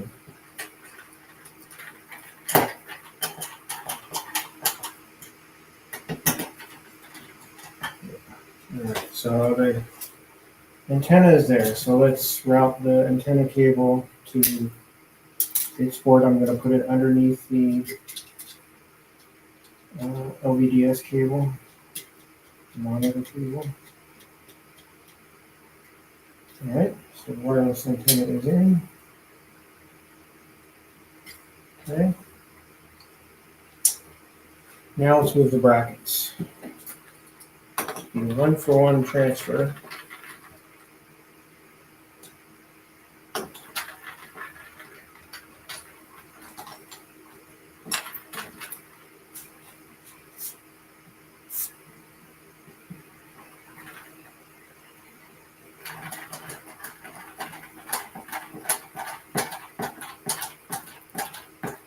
Oh, that works really well. It's not stripped out or anything. Awesome. It's going so much better than the dig dug went.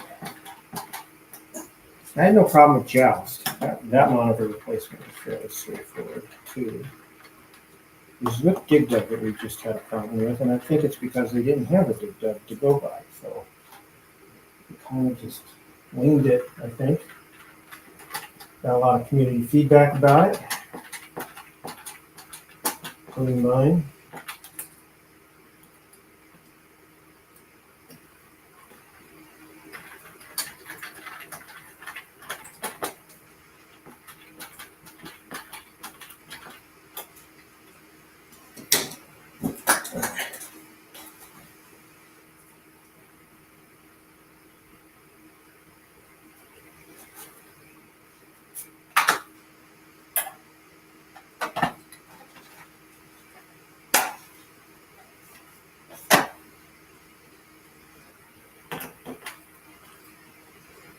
Alright, we're almost there. Almost ready to retire the Arcade1Up TN monitor.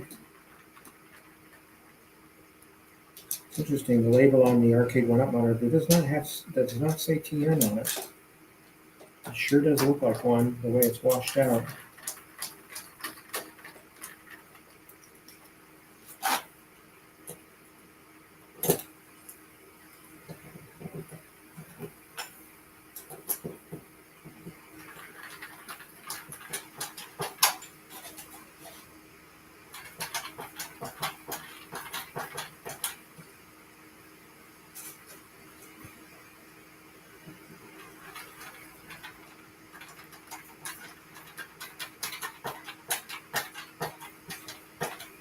Okay, moving right along.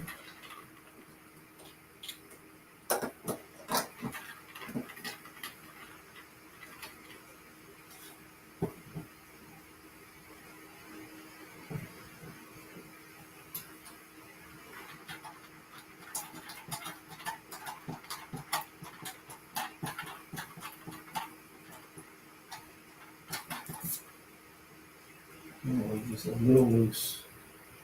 So I'm going to slot these in to a cabinet. I don't have any problems.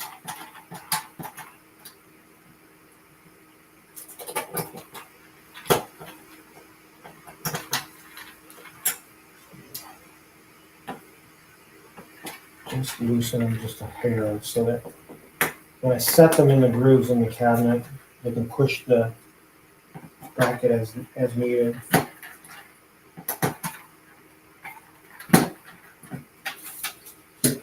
All right, let's see. We did the cables. We attached the grounding cable. Step 5 says, you're encouraged to test the screen prior to reinstalling it. To do that, you will need to plug in the control panel cable and AC adapter into the PCB and turn the power switch on. You should see the Arcade PCB boot up on the new screen. If everything looks correct, turn it off and proceed to final installation. We already did step 6, which is replace all the accessories. And then 7, the last step is to reinstall it in the cab. All right, so we are going to test, all right? And I learned the hard way with Dig Dug that testing is a must, all right? And I'm going to show you how to do that. And all it involves is basically flipping the monitor over. We'll probably take off the plastic protective film since I have a cloth here. I'm going to get my 2 boxes here that I use for spacing, and it also happens to be boxes for shoes.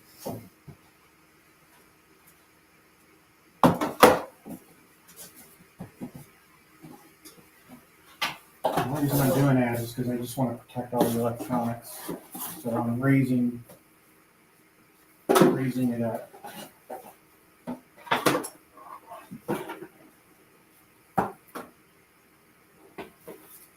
That's good enough. So we're protecting the electronics.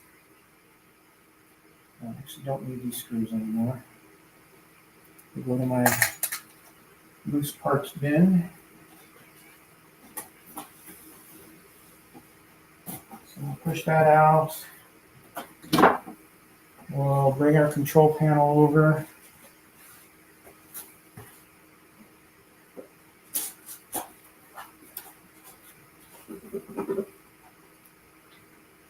We're not going to have any audio because we're not plugged into any speakers.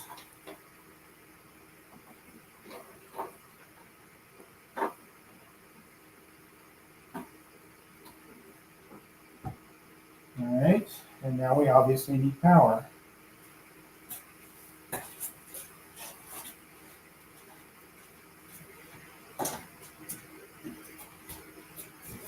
where is my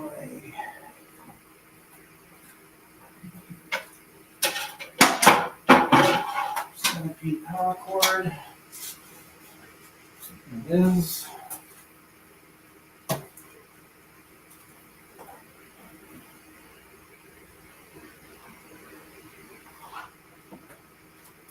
The other side.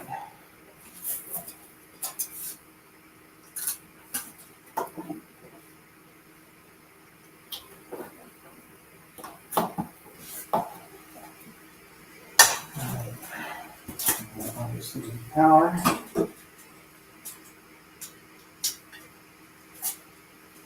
Make sure my phone is still plugged into power here. Yep. Let's see what kind of camera do. I'm going to go to camera 1.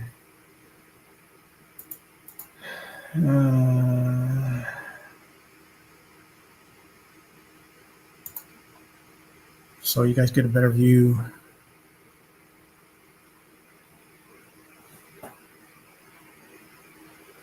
All right. Big time cross your fingers moment.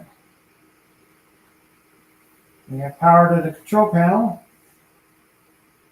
And we see the loading on the screen.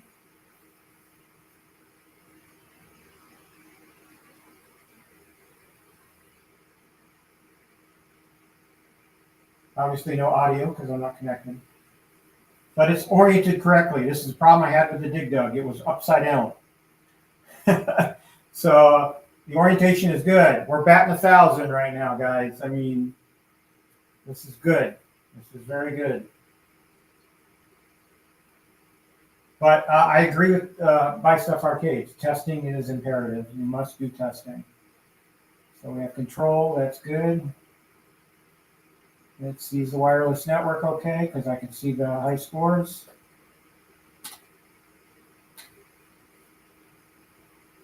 All right. Great. So now what we're going to do is going to peel off the plastic, the protective plastic. And I'm going to loosen these screws just a skosh. What kind of screw? Oh, these screws are. What kind of screws are those?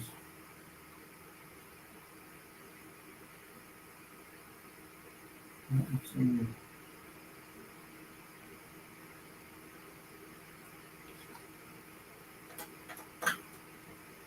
Interesting. Different bit. I'm just going to loosen the screws of scotch like we do with the Arcade1Ups, just so I can get the plastic around them to protect this plastic film. We only have 4 screws here, not as many as Arcade1Up, so that's good. So let's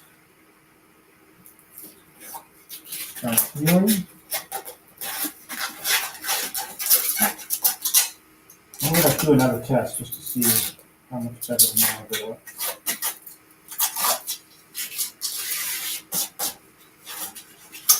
And I'll put my grubby hands on it.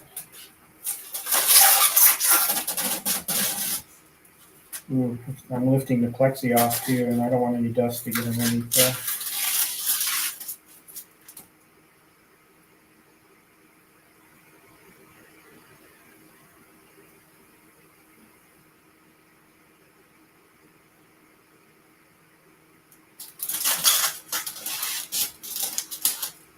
Let's get those screws tightened right away. Yeah, let's fire it up.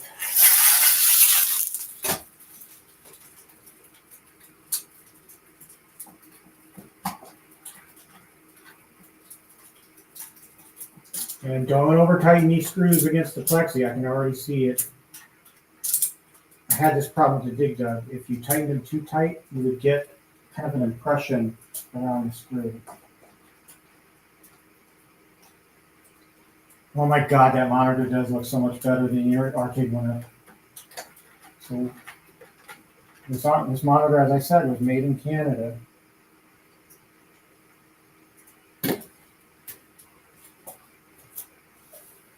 And I know you at home can't really see this. This does look a little darker though. This isn't as bright.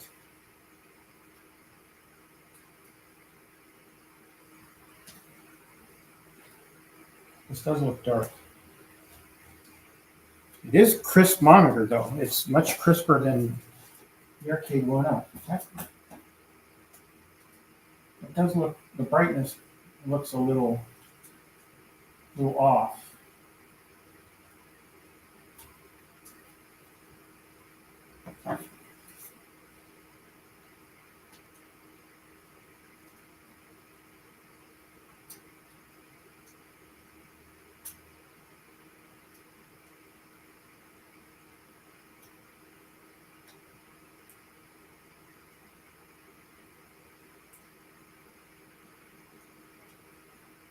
I'm gonna check them out again and see what it looks like.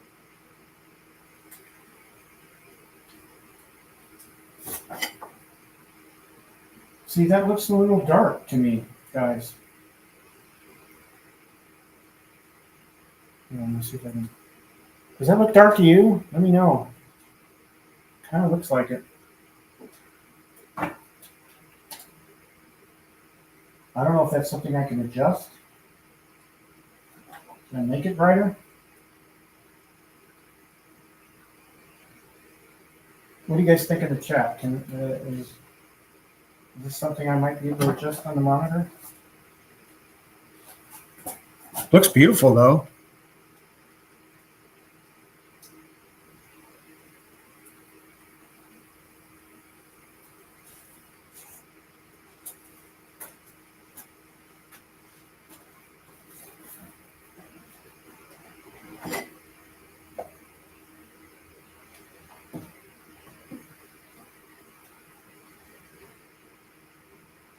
I don't think there's anything on the board that I can adjust.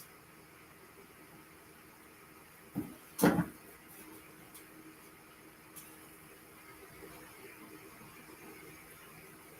me turn the lights out here real quick just to.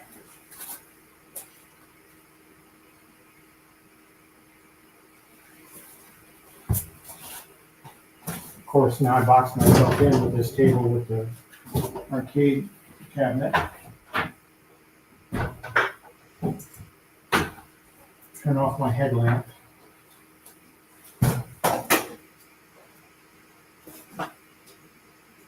Yeah, it still looks a little dark to me. It looks okay. I mean, it's a far better improvement over the Arcade1Up monitor. But it's just, what happened to my camera? I knocked my camera down.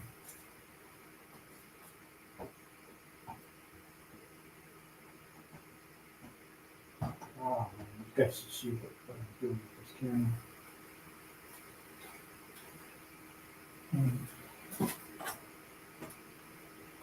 If I stand it up, kind of, you can kind of see.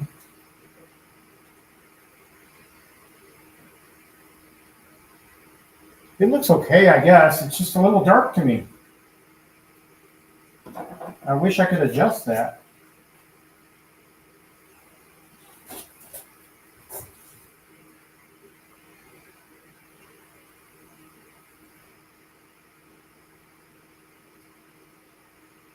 Sonic 4K says, get the brightness booster board from Buy Stuff. Okay, I didn't even know they had one. It needs a brightness adjustment, definitely. Let's pull that up here real quick. Let's take a look. Kind of boxed myself in here.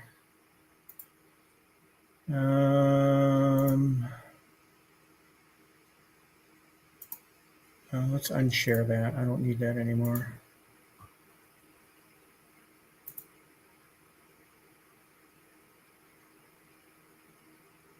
I closed it. All right, cancel. Stop sharing. So let's bring this back over here and let's go to browser and let's find Buy Stuff Arcades.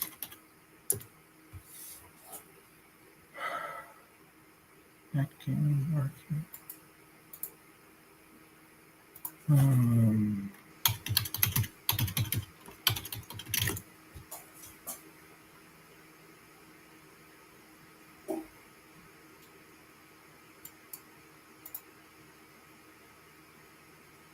All right, so this is what they say. Okay, let me share the screen out here again.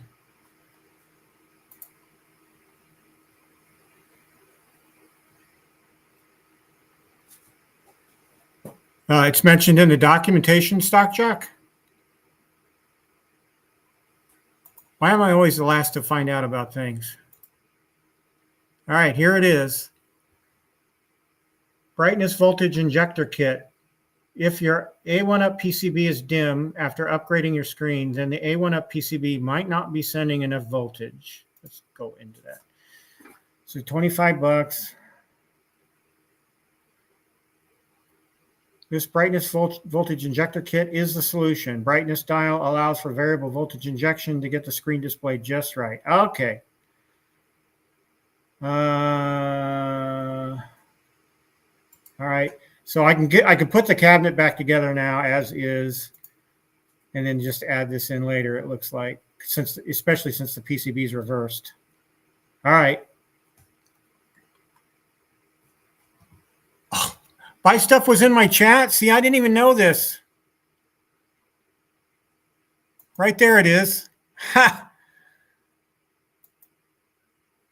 Got it. Okay. Thank you, Buy Stuff. Appreciate it. Nope, no problems. I'll get the order in right after the stream here, and we'll get that put in. But it looks okay. I mean, I can play it. It's just dark. It's a little dark, but we'll fix that. We'll get that fixed. Not a problem. All right, but at least it tests okay. All right, so we're good. So let's get the cabinet back together. Let's see if I don't knock over my camera one here.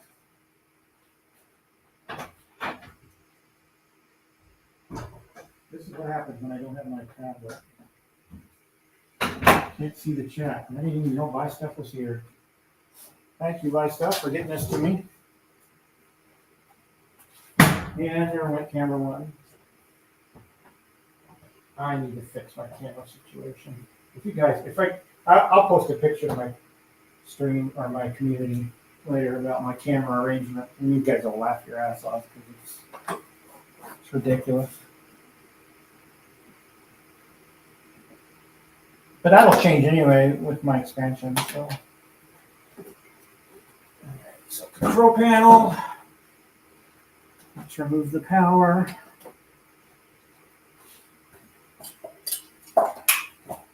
I don't need this anymore. So we'll just set that aside, put that in my spare parts shelf. I got like 3 TN monitors sitting over there right now. Why I'm hanging on to them, I don't know. They're garbage.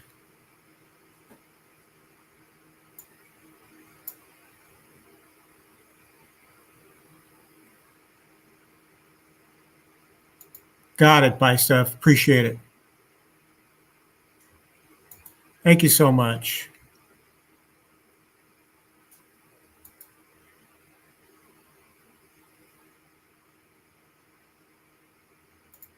All right.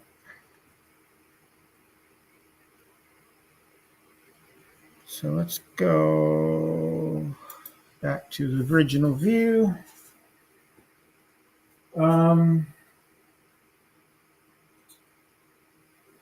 What's next? Next. Yes.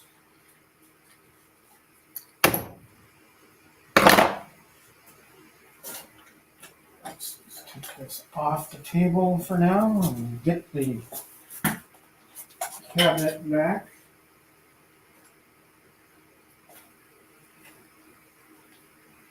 It's much better. It is vast improvement over the original model. It really is.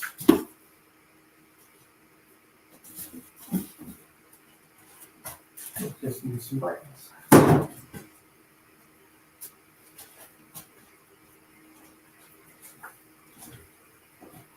Okay. Screwed up this camera.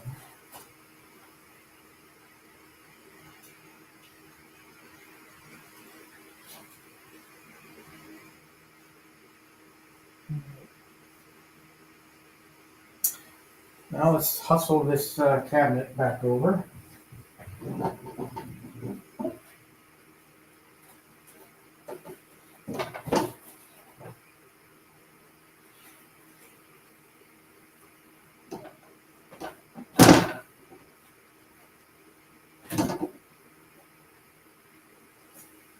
Alright, so I realize the angles here aren't the greatest, but again, I have very little room to work with here. Alright. So we're going to get the monitor, make sure we got the orientation correct, which we do. I'm going to slide it in there, and I'm banging it around like.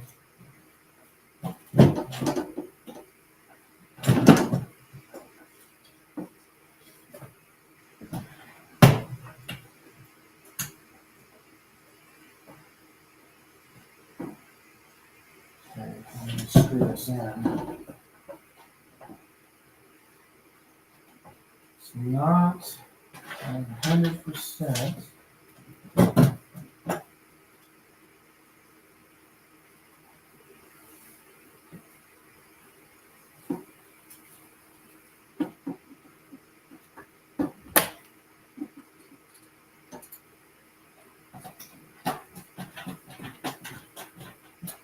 There we go. I see the holes now. Yeah, I loosen these up so I can make sure that there's plenty of room.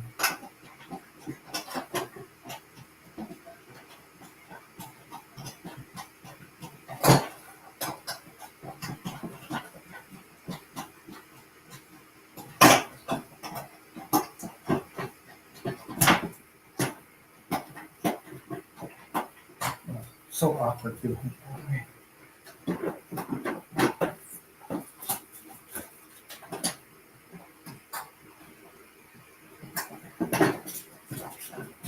short-handled screwdriver.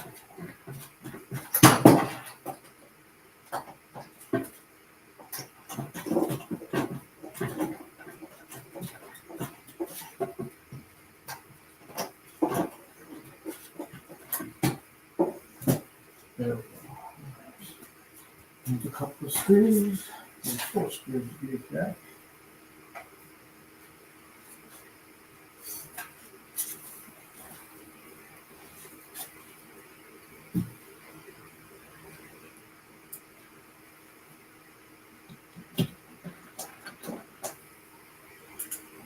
Have the light on. No.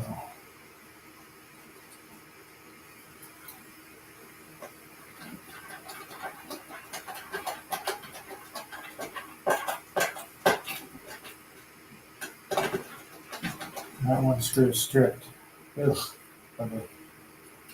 But the other one's okay, so.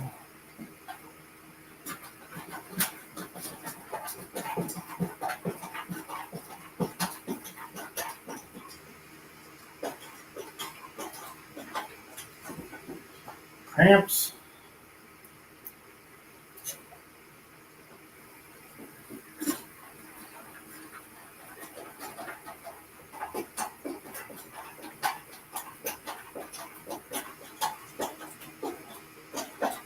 All right, so the notcher's in there.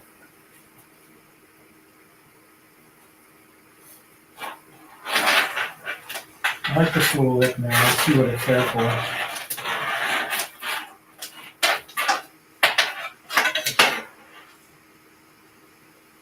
All right, so let's get our wires connected. We've got our light here for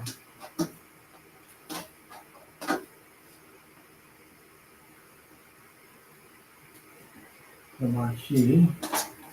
And then that sound. And then the other thing is power. So we've got our wireless connected. That's good. All right, let's put the other panel on.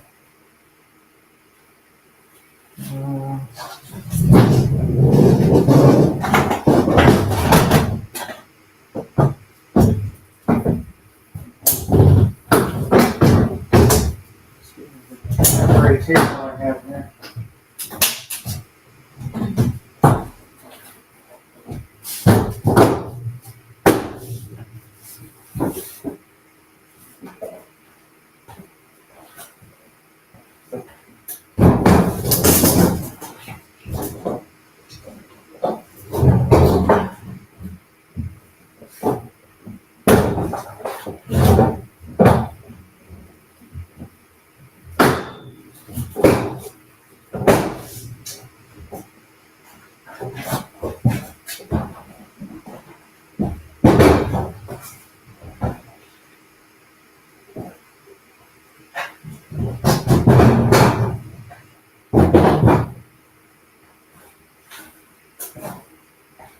Okay.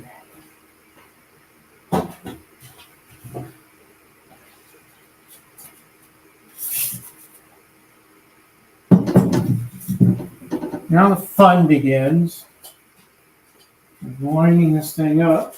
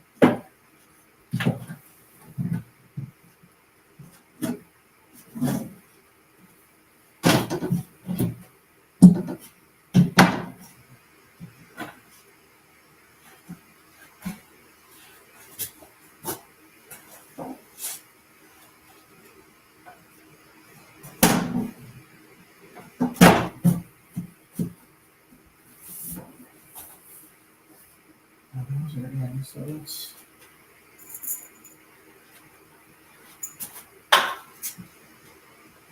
I like to, as I get sides in, I like to just get the screws in right away so I don't lose them.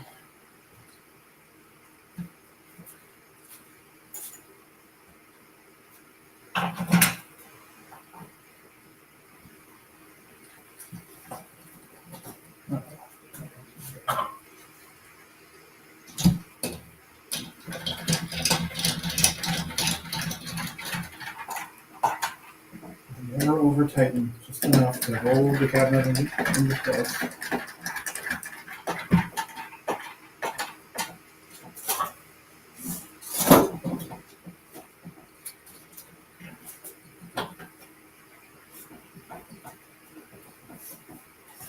Ow! Okay, that was a bad idea. I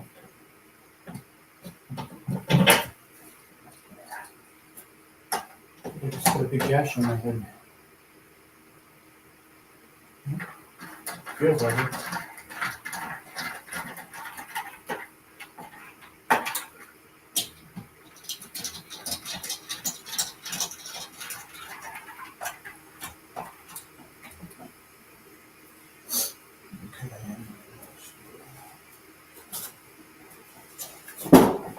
Not enough for in here.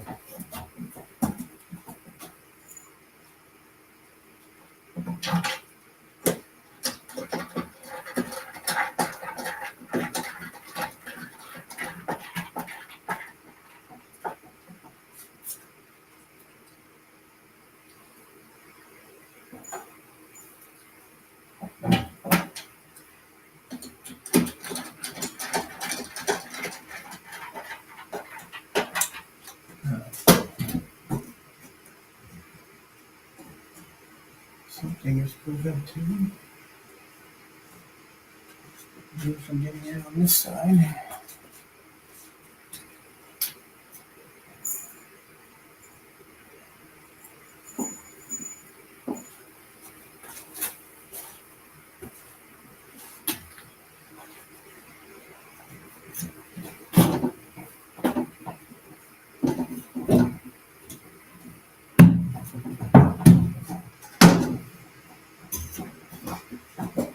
Okay, the monitor seems to be slotted in.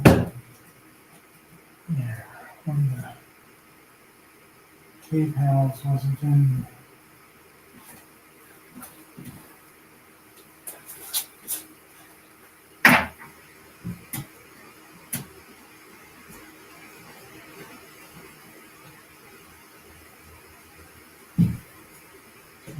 This being pain in the ass.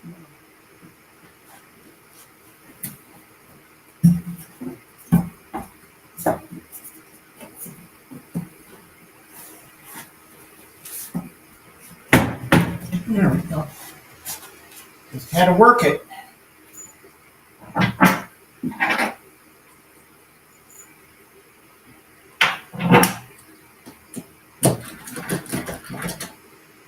This feels like I put a gash in my head.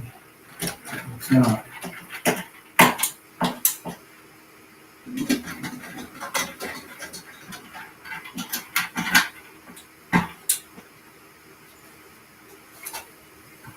Not in here. Always the hard part, getting the key to line up.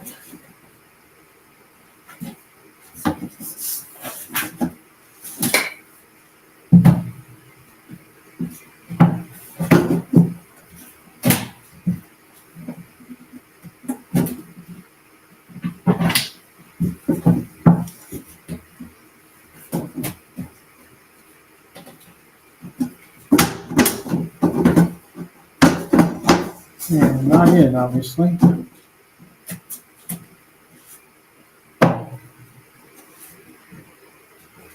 Something.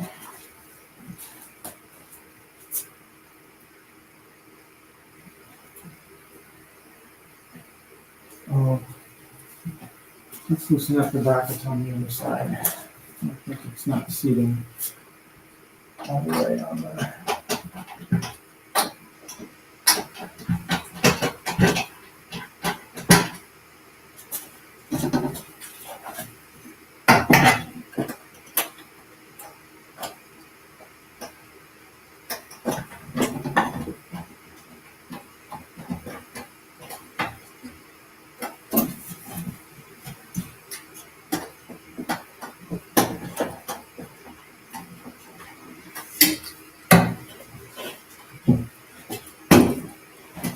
There we go.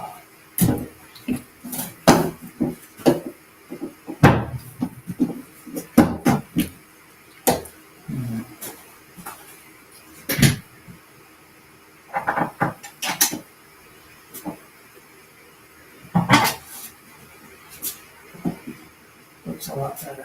All right.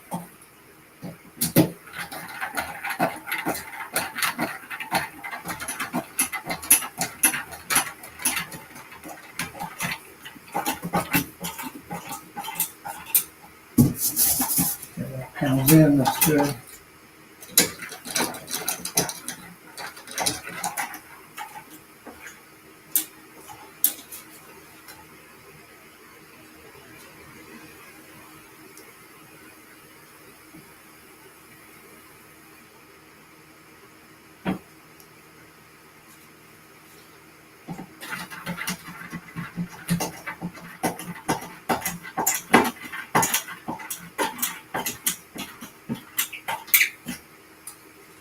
All right, all my screws are in, I think. Yeah. Oh, I'm missing one.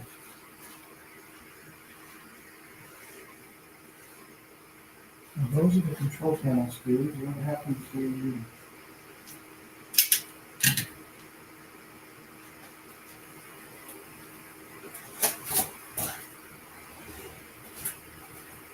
I'm missing a screw. Not to worry, I have another one.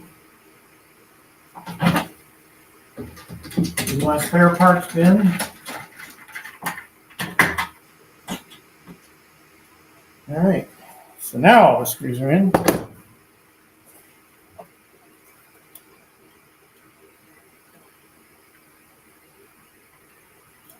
Okay.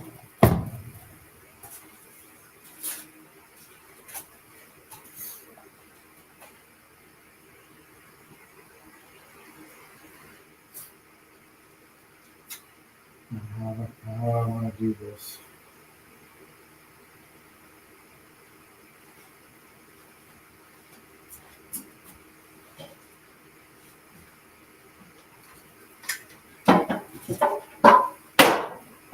And I'm still mulling over how to best to connect my LED, my front panel riser LED.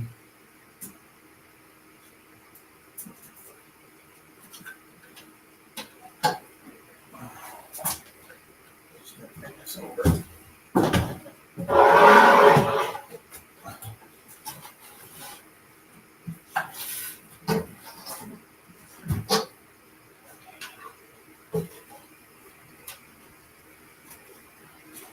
All right, you guys can really get a sense for how much little room I have to work around in here.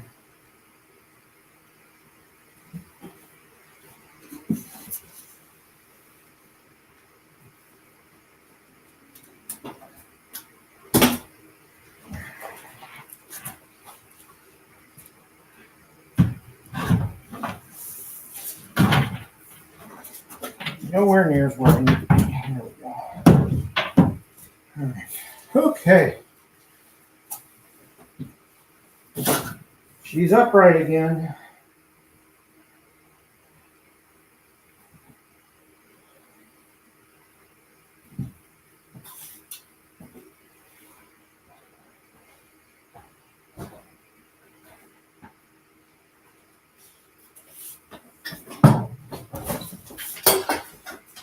Bicep, one thing I would say, if you're still with me in the chat, is I don't recall seeing that as an ordering option for the 19-inch screen upgrades.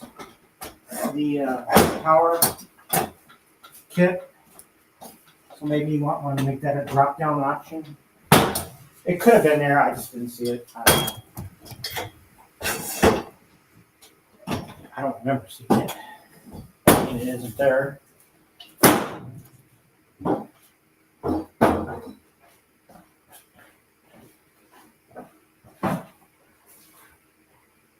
Now we're going to better get this cabinet upright. I'm going to get a power strip out.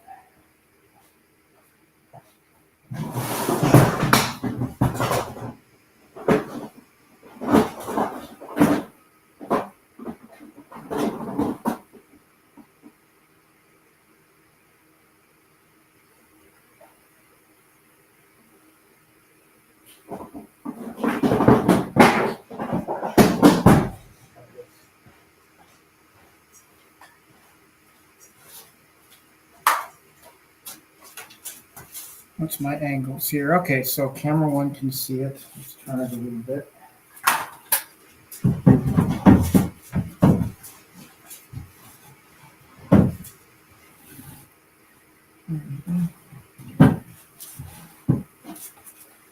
Okay.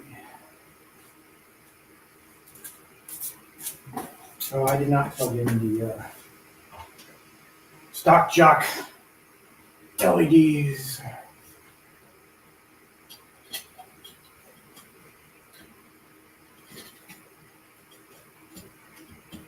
Okay, those are plugged in. Let's put the control panel back in.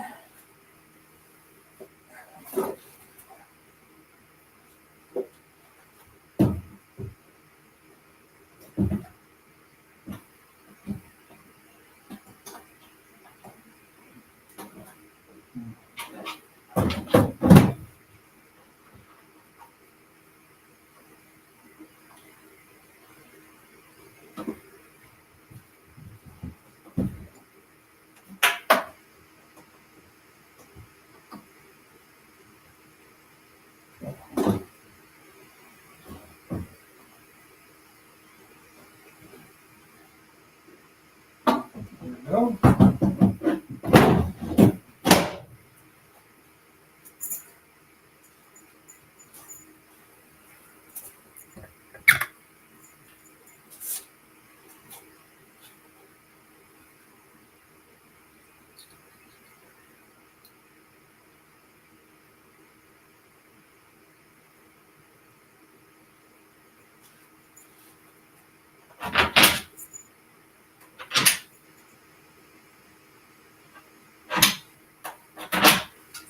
So I'm liking the look so far of the cabinet put back together.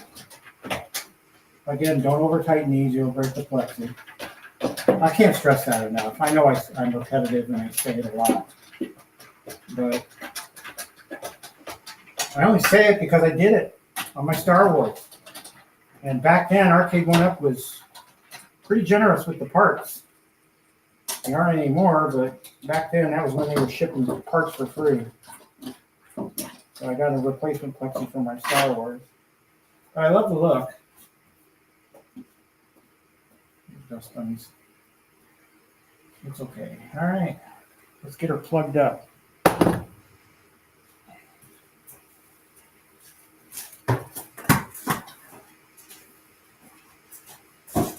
Assuming I have power, yes.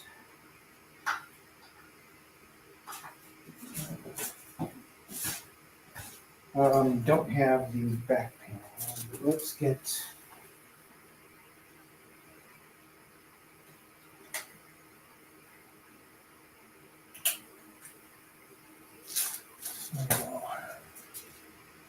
My LED is on. Let's go ahead and fire it up. Well, I don't have the cabinet plugged in because guess what? I don't have the back panel on. So I think I pointed it out when I first put this together and brought it into my arcade. But Danny was gracious enough to autograph this cabinet for me right here. The Cornercade. Couldn't write Danny or anything, just put the Cornercade. So I thought that was needed.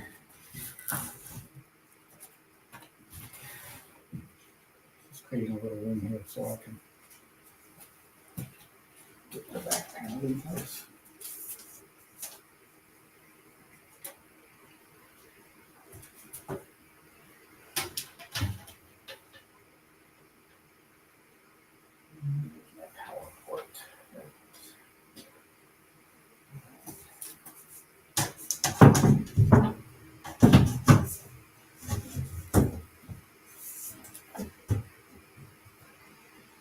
And then last but not least, screws will get the panel in place. Oh no, I can't put this on yet. Oh crap. I gotta screw in the other side of the monitor. Do that real quick. Of course it's on the other side.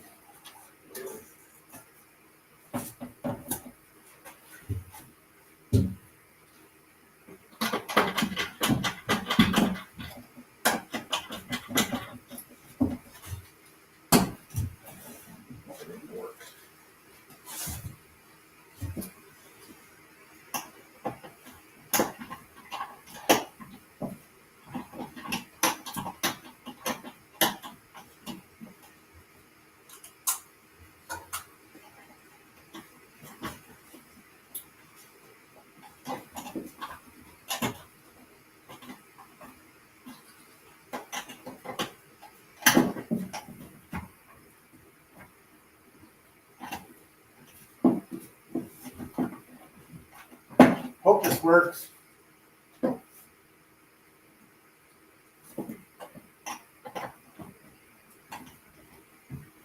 It's just too awkward.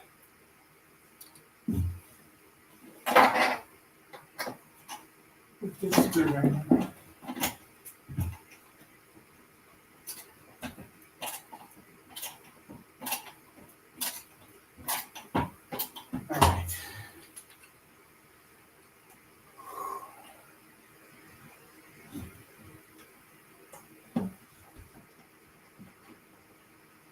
Slight tempted to leave these out, but I know I should put them in. So.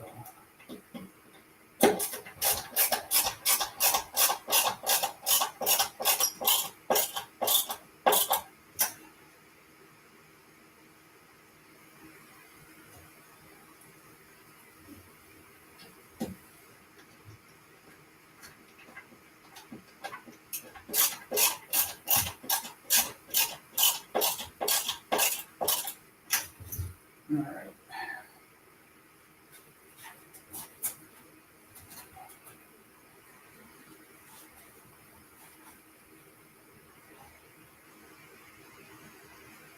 You see, these two are awkward as hell. I don't want to mess with the wires here.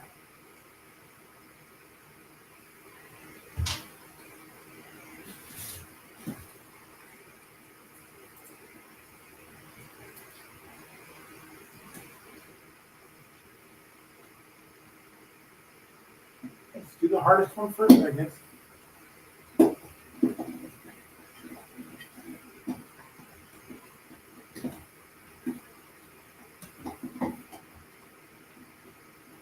Come on, get in there.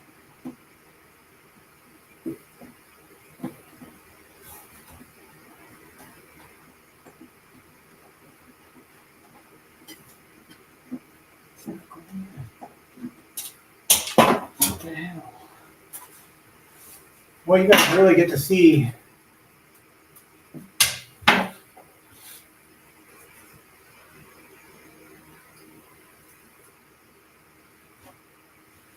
or hear anyway. I know you're not seeing what I'm seeing.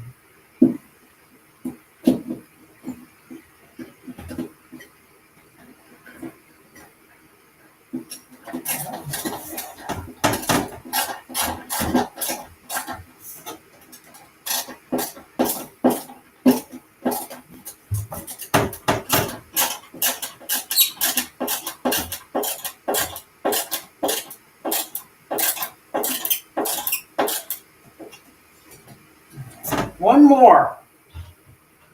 If we get this one in, I'll be happy.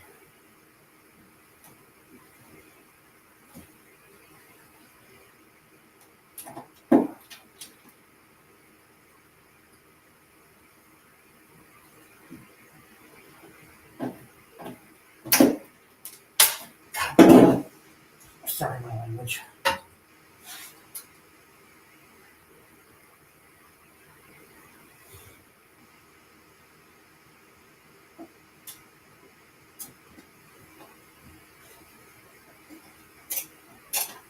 Oh my God, I got it. Oh.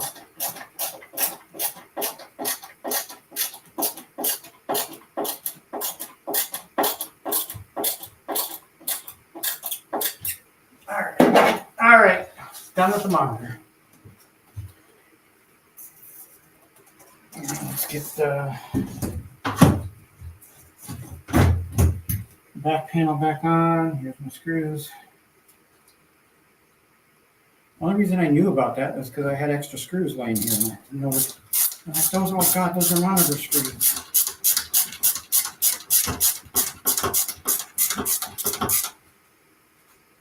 Okay.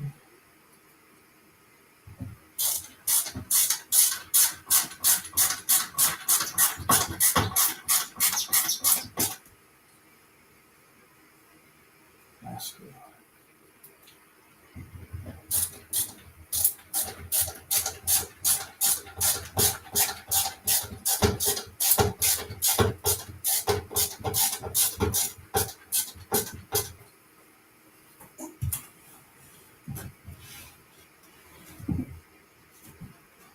All right.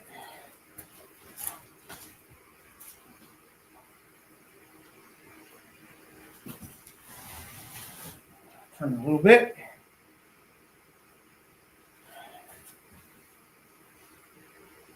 And let's bring power over.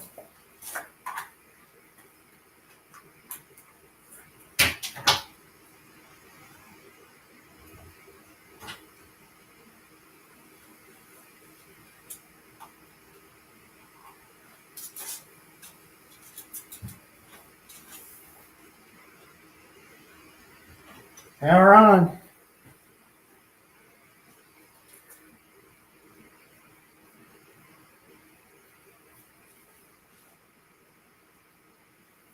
Loading, that's a good sign.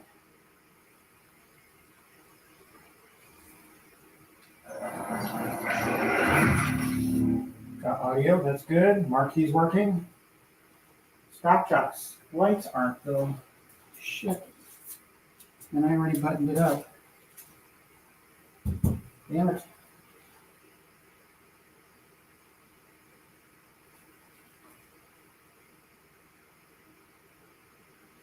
So yeah, the monitor is dark. I'll need to get that kit from Buy Stuff Arcades. So I know that now. But it's still playable. In a dark room, when I turn off the lights, it'll look actually kind of nice. Let's see if we can't figure out this stock LED light thing. And unplug those. This is blinding.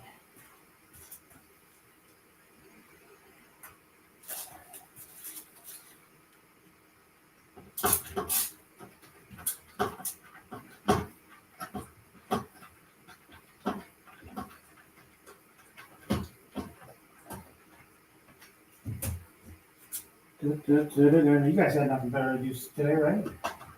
No grass. I gotta do that. And then immediately after the show, I'm going into modifying or expanding the arcade mode. So.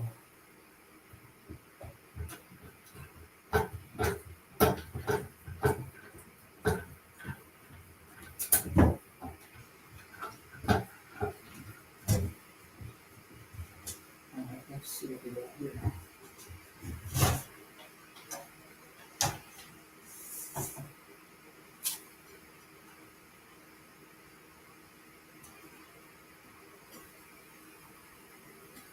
All right, I'm going to plug it as a test into my power strip. It was plugged into the PCB.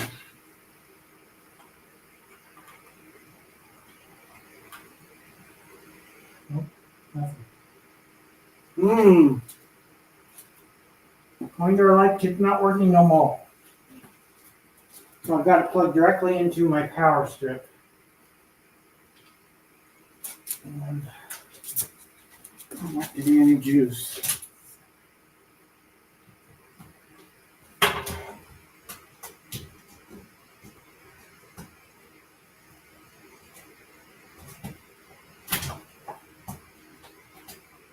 That might be why, because it looks like the bulb's out.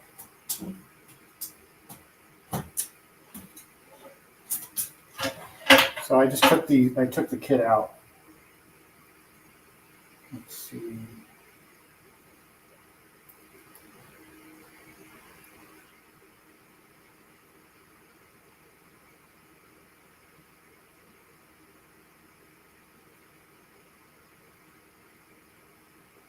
I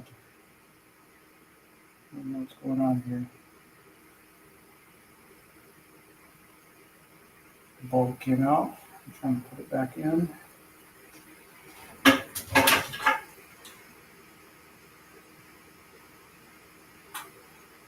One of them is working. The other one isn't, so I've got a problem with this. All right, for now, the coin door is not going to be lit because I've got a problem with this kit. All right, not a problem. A minor inconvenience. So we'll set that aside and deal with it some other time.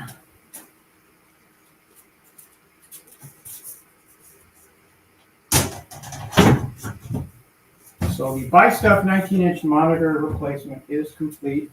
I do need to buy a kit. The voltage kit for the brightness, which I'll pull up here again in a second, since a lot of you that come in and out probably didn't see it, may not have seen it.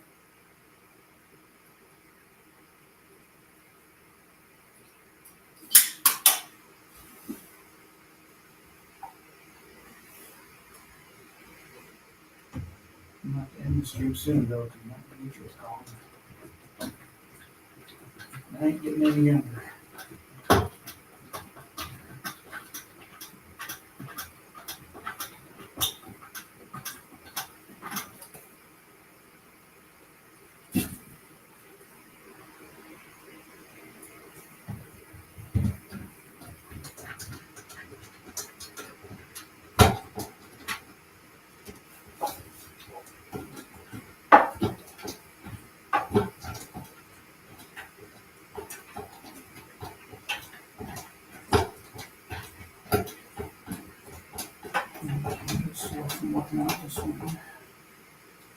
All right, so we're buttoned back up. Yeah, Stock Talk, I couldn't get the other bulb in right, so I'll play with it. See if I can't get it working. I don't need to do that now. Just make sure the game works.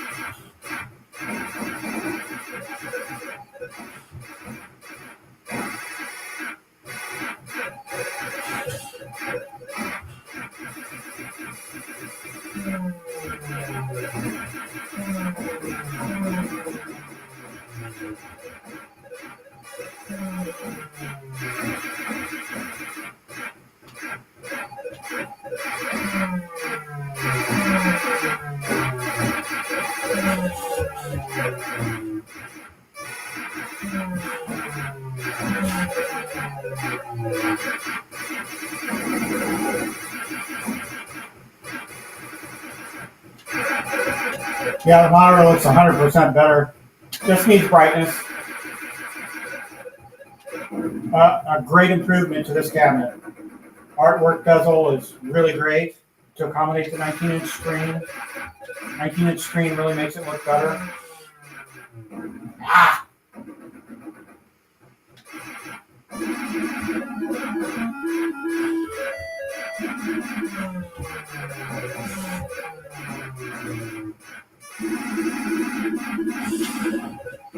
Ah! So we'll get that kit from Buy Stuff. I might buy a couple just to have one on hand in case I do another monitor replacement.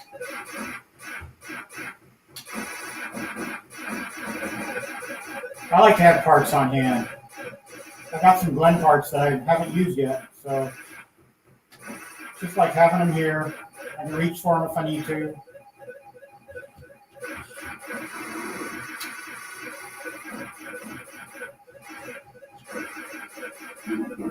Ah!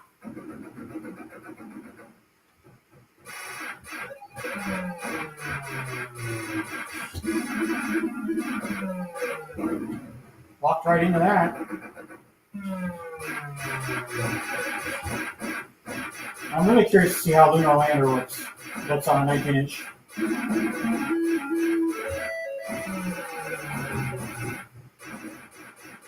Took a risk there.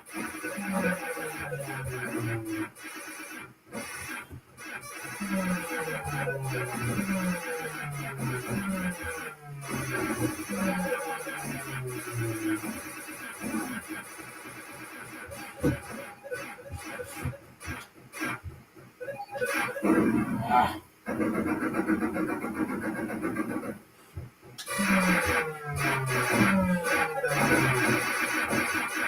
So this cabinet is close to being 100% perfect, except for the orientation of the game.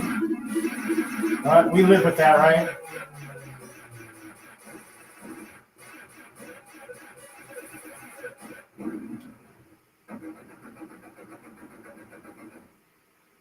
Well, I didn't make the high score. Oh man, I was like 20 points off for knocking Danny off. One of Danny's high scores off the board. As you can see, I beat Danny's high score, but he's also got one at the bottom. I could have wiped that one off, but oh well. It's working. All right. Turn that off. Check my battery power. It's good. Yeah. Zero, no, the marquee on this Centipede is actually excellent. You don't need to replace that.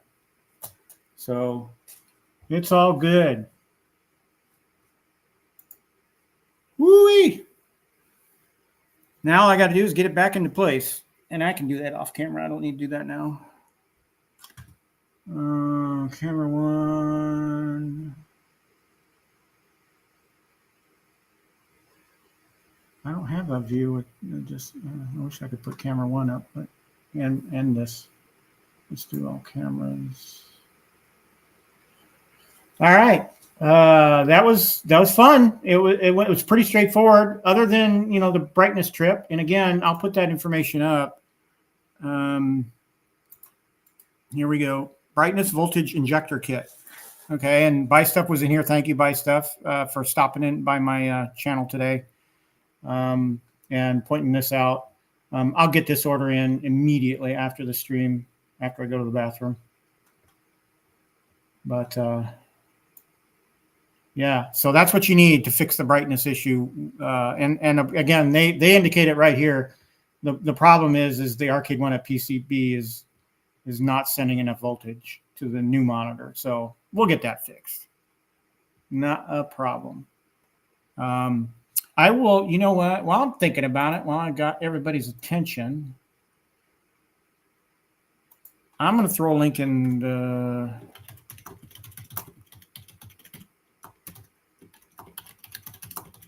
monitor upgrades voltage injector kit. I'm going to put the link to it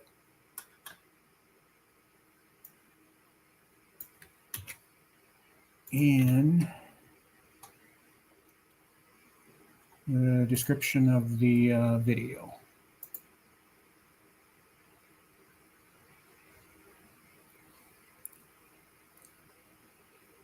Okay, Sony, I assume you're referring to, after get the injector kit. We'll do that. Maybe I'll make that a mod section of a future show.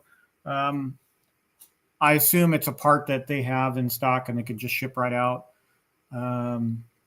So it should get here fairly quickly, I'd imagine. Then I'll tack that onto a show on Sunday and we'll do that live.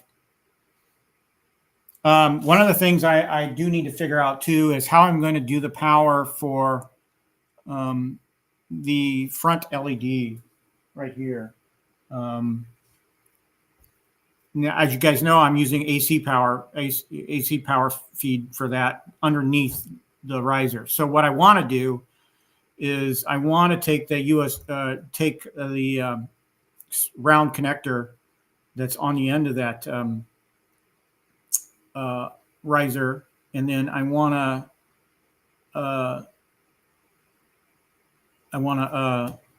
maybe go from that connector to USB and then pair it with, or do a USB splitter and get power from there. But I don't know if I have enough power coming off the PCB to do that. So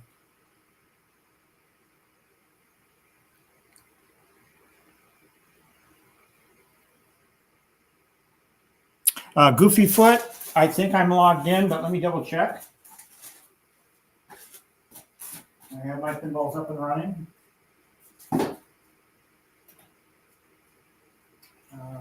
Quick game.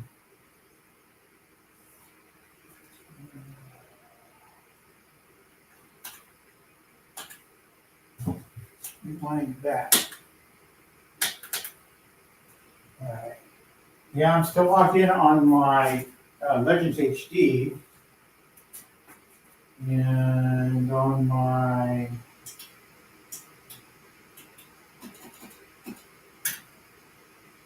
4KP, I appear to be logged in as well. I am logged in because I can play the games. I did not go offline with these games yet, so I seem to be okay. My ALU, check the ALU.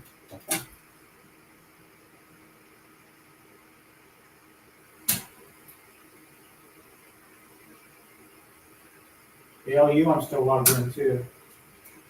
So I don't know. I was very, as you guys, those of you that watched last weekend, I was super critical of them. And I don't know if the QR code's working. It doesn't sound like it is, based on the problems I've read in the groups this week. So I went in manually just by typing everything in tediously. So that seems to be working fine, but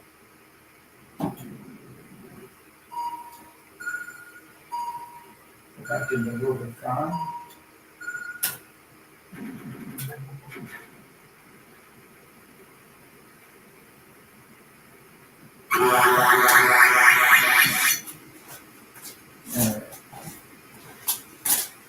All right, guys, that's all I got for you today. It was that mod that I wanted to do. I did it. I learned some things. I know what I need to do, and we'll get that taken care of.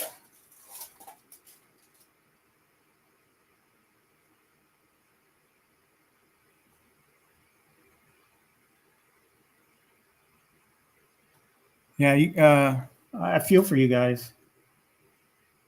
I don't seem to be having a problem right now, but that doesn't mean it's not a problem in the community. Definitely seems like it is.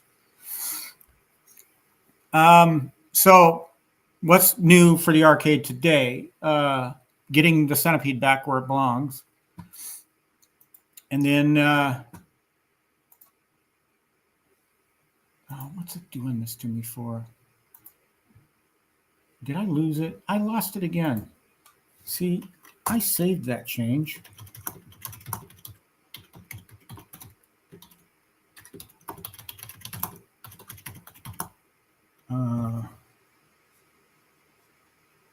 Voltage injector kit. I added the link to my description, and then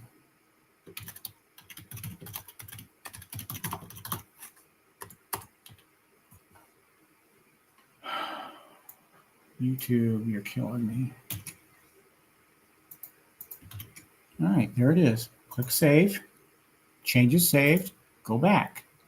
Easy.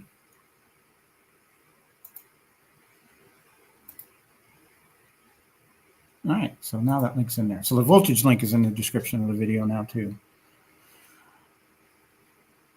Yeah, Stock Jock's talking. You talking about the Robotron Williams boot up sound? Yeah, I love that sound. Every time I hear it, it's like music to my ears. Oh, Hockey Town! I'm glad you asked. I did get an update on the truck. The truck has been, according to Chevy, has been produced. All they're waiting on is shipping info from the dealer that I'm buying it through, and the truck should be on its way. So I should be having the truck within, probably going to take a week or two to get here. So I'm guessing maybe 3 to 4 weeks I'll have it in my possession. So I plan on taking lots of pictures and videos and showing that off on my channel because I got the technology package, and there's some interesting things on that truck that I think deserve, and probably already out there on some other truck specific YouTube channels, but the truck is coming. All right, guys, I've had your attention long enough. I hope I've occupied your Sunday morning well, and that you guys have a great rest of the day. I, as aforementioned, will be getting to work on expanding the arcade. So I hope to have the floor done and the wall moved by the end of today. I'll take lots of pictures and videos. I'm going to do one of those time-lapse videos again. So you'll get to see me dancing around laying tile. So that's what I'm going to do today. If I have time, I'll get out and do the grass. Otherwise, it takes me 45 minutes to mow my grass, my entire yard. So I'll probably do it some point in the week. But guys, keep your nose to the ground or your ear to the ground and listen for those exciting Arcade1Up news this week. Have a great week, a safe week. And I'll see you guys next week. I have no plans to be out of town. That isn't to say I might not feel well and I might cancel the show. Everybody does. Everybody has their moments. But I plan on being here next week. So we'll see you next week. So until then, always remember, I got next.